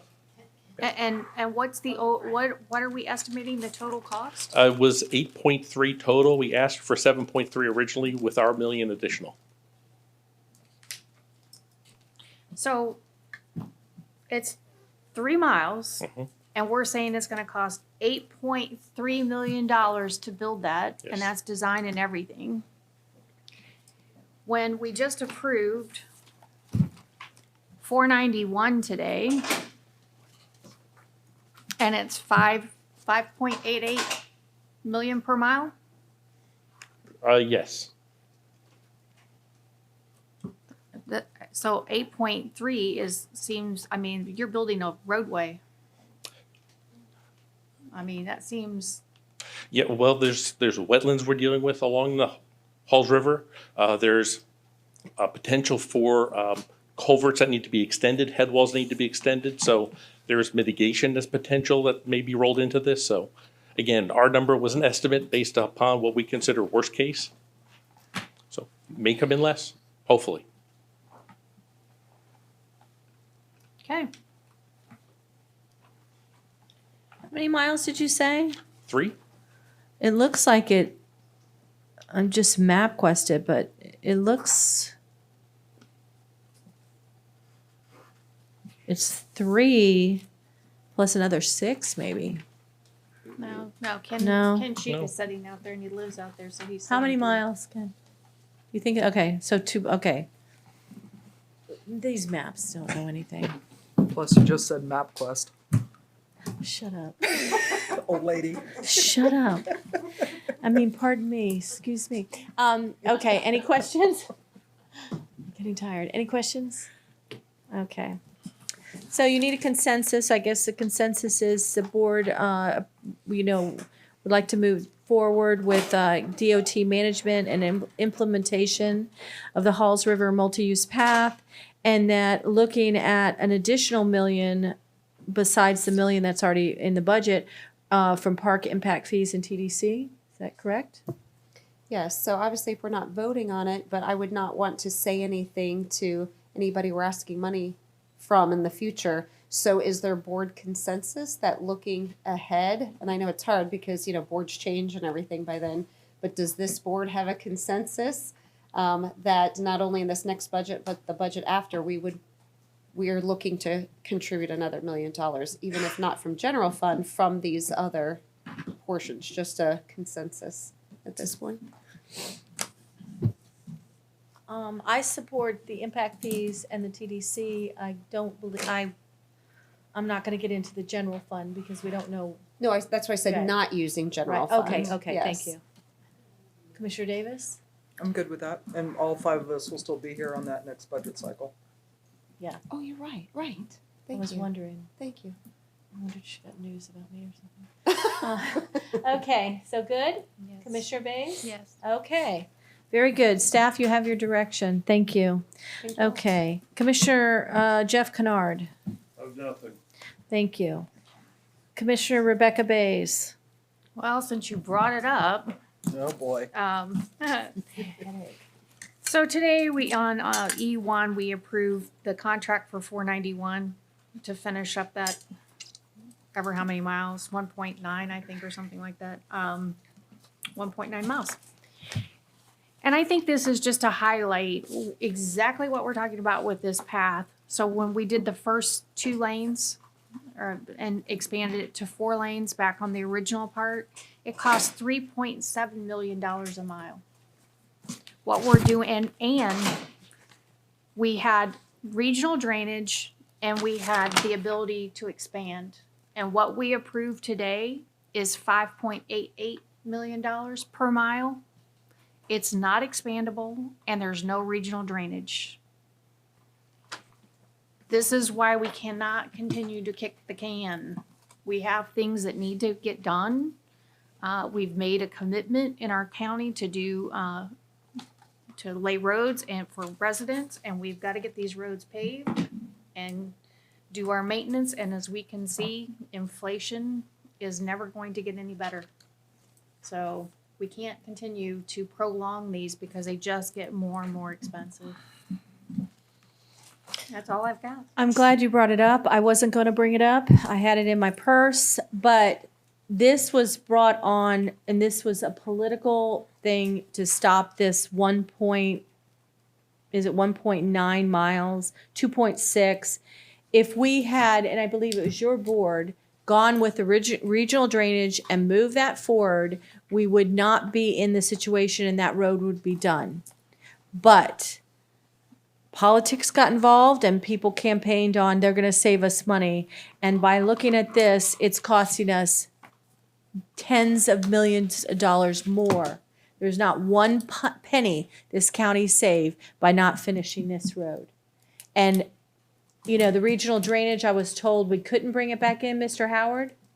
I was told we couldn't bring regional drainage in if we want to move forward. Is that true?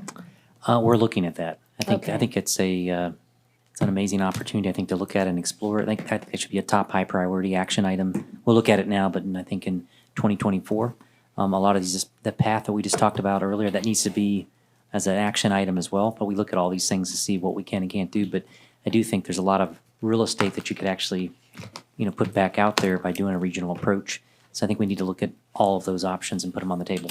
Absolutely. To put this amount of money into this and then not be able to expand it as we grow is, to me, just, I can't even, I'm sorry, I can't find a nice word to say. Staff had a great plan. They worked so hard on it. I'm looking at you, Walt, because you've been here 100 years. And you spent, I don't even know how many years, and it was taken away. And then we were left with just this little, that's what so. gray hair he's got, I probably gave to him. So I'm glad to hear you're looking into that. And I think the citizens need to know that one penny was saved of taxpayer dollars. Thank you. Commissioner Bays? Well, I had brought it before the board before, and we asked MPO to actually, this county really has to technically look at a future capacity for road networks. We can't just sit around and wait for it to happen. And I think as we move forward with that, putting regional drainage is, everything we had today on the agenda, save the waters. And we keep saying that we're an environmentally sensitive county. If we are, then we got to put our money where our mouth is and really do the right thing. And we have to have this regional drainage. It just makes way more sense than having a DRA on every buildable lot. So I'm looking forward to continuing working on that and making plans to truly make this county the environmentally sensitive county that we say we are. I agree with her. Anybody else? Okay, thank you, Commissioner Bays. Commissioner Holly Davis, N1. I think we covered IV4 well enough, Thank you. so good to go. Thank you. She must And have a date or something. I have nothing. County Attorney Denise Diamond-Lynn. I have nothing, thank you. Yay. At this time, I'm going to open it up to the public. If you would like to come and speak one last time, please step forward. You have 3 minutes to speak. Good evening, Commissioners. My name is John Labriola, and I requested 5 minutes. I think you get only one time. Is that right? Isn't that true? No? I'm sorry. You can have 2 more minutes, Thank you sir. so much. Appreciate it, Chairwoman. Yeah, my name is John Labriola. I live in Inverness. I'm also a representative for the Christian Family Coalition, and I just felt compelled to come back up here to respond to the defamatory remarks by your vice chair, who just walked out, probably to avoid me being here. What, are you going to speak on your own? Or are you speaking up for the group? I'm speaking for the group. To Yes, decide. I'm speaking for the group because I believe that she cast aspersions not just on me, but also on the entire group who showed up. I just want to make sure. So, the fact that she, tried to make implications about my personal finances, she knows nothing about my personal finances, or the fact, or whether I lined my pocket supposedly by stepping down, or not stepping down, but my previous job. Just so you all know, I was making a lot more at my previous job than I am now, but I stood on principle, and I stood up to the cancel culture and refused to apologize for stating biblical views, which she called hate speech just now.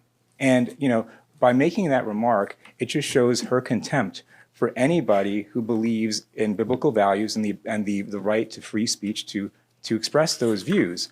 And so to attack any Address me. Yes, Don't, Chairwoman, not Commissioner Davis. to attack any individual for rallying citizens to come before you, the board, to bring an issue to your attention as whipping people up into a frenzy, just to me is an insult, and it's an insult not just to me, as I said, but it's an insult to the many people who showed up, basically implying that they're just mindless lemmings. which I believe she owes an apology to everybody who showed up here to speak about that issue. These are educated people. These are people that did their research, like some of you up on the board did your research on it. And we were happy to bring that issue to your attention to let you know that it was in the budget. Some of you were not aware of that, and you thanked us, some of you, for bringing it to your attention. And we appreciate that. But to make those kinds of remarks totally without any basis in fact, just as a defamatory kind of smear on myself and the group, just shows me that because the ALA dues, regardless of whether it's happening in the libraries or not, whether these agendas are being pursued in the libraries or not, it is wrong for the county to fund that group, period, because of their agenda that they're pushing in other places, and they're probably trying to push here. Whether or not they've succeeded or not is irrelevant. But it just shows that she has a total disregard and disrespect for the chair for the democratic process, and clearly does not represent and has contempt, and clearly does not represent the values of this community, because if she feels entitled to insult and disrespect people just because she disagrees with them, it's clear that she does not represent the values of this community. And perhaps the vice chair should go run in some other community like San Francisco or New York that are more in line with her far left liberal values. And that's all I'm going to say. I do want to thank again the rest of the board, and I do believe the library staff is doing a great job. In fact, the library director, I believe, is also doing a great job, and he actually agreed with the recommendation of the Library Advisory Board. And so I just wanted to make that clear also for the record. And then he recommended to all of you to remove that item. So I never made any remarks, attacking the library director, or your current director is doing a great job, or the staff currently that is in place. So thank you again. Thank you. Appreciate it. Thank you. Would anyone else like to speak during this open to the public? Seeing none. I would like to say one thing, Mr. Labriola. People say things. I was at home. Like I said, I was not well. And the words came out of your mouth with my name about a bribe, with my comment in the paper, which I reread it 3 more times, and I appreciate that I called you about it, said I did not appreciate you using that word. So people in the moment do say things. So I appreciate that you apologize to me. But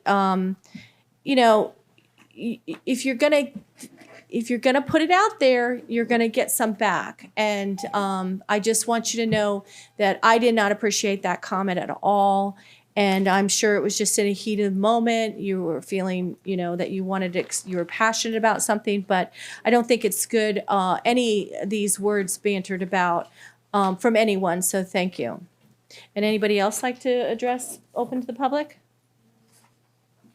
Okay.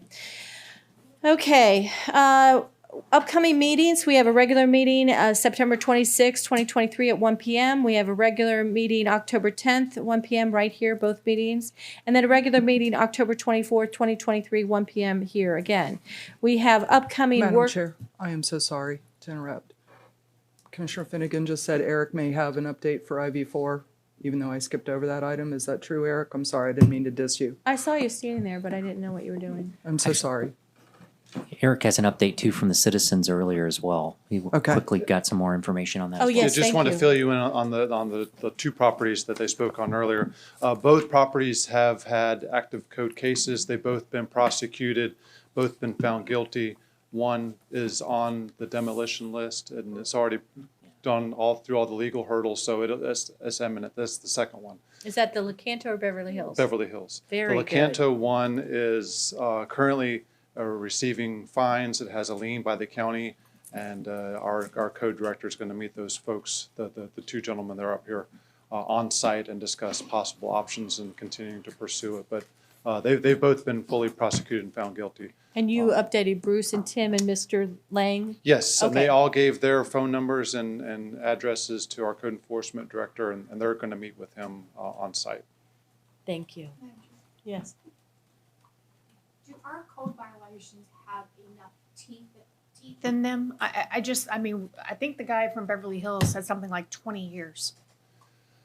So I guess this it depends upon who you're asking, the amount of teeth. They issue daily fines, and those continue to accrue, and they put liens on the property. So they will not be able to change ownership as long as that lien is there.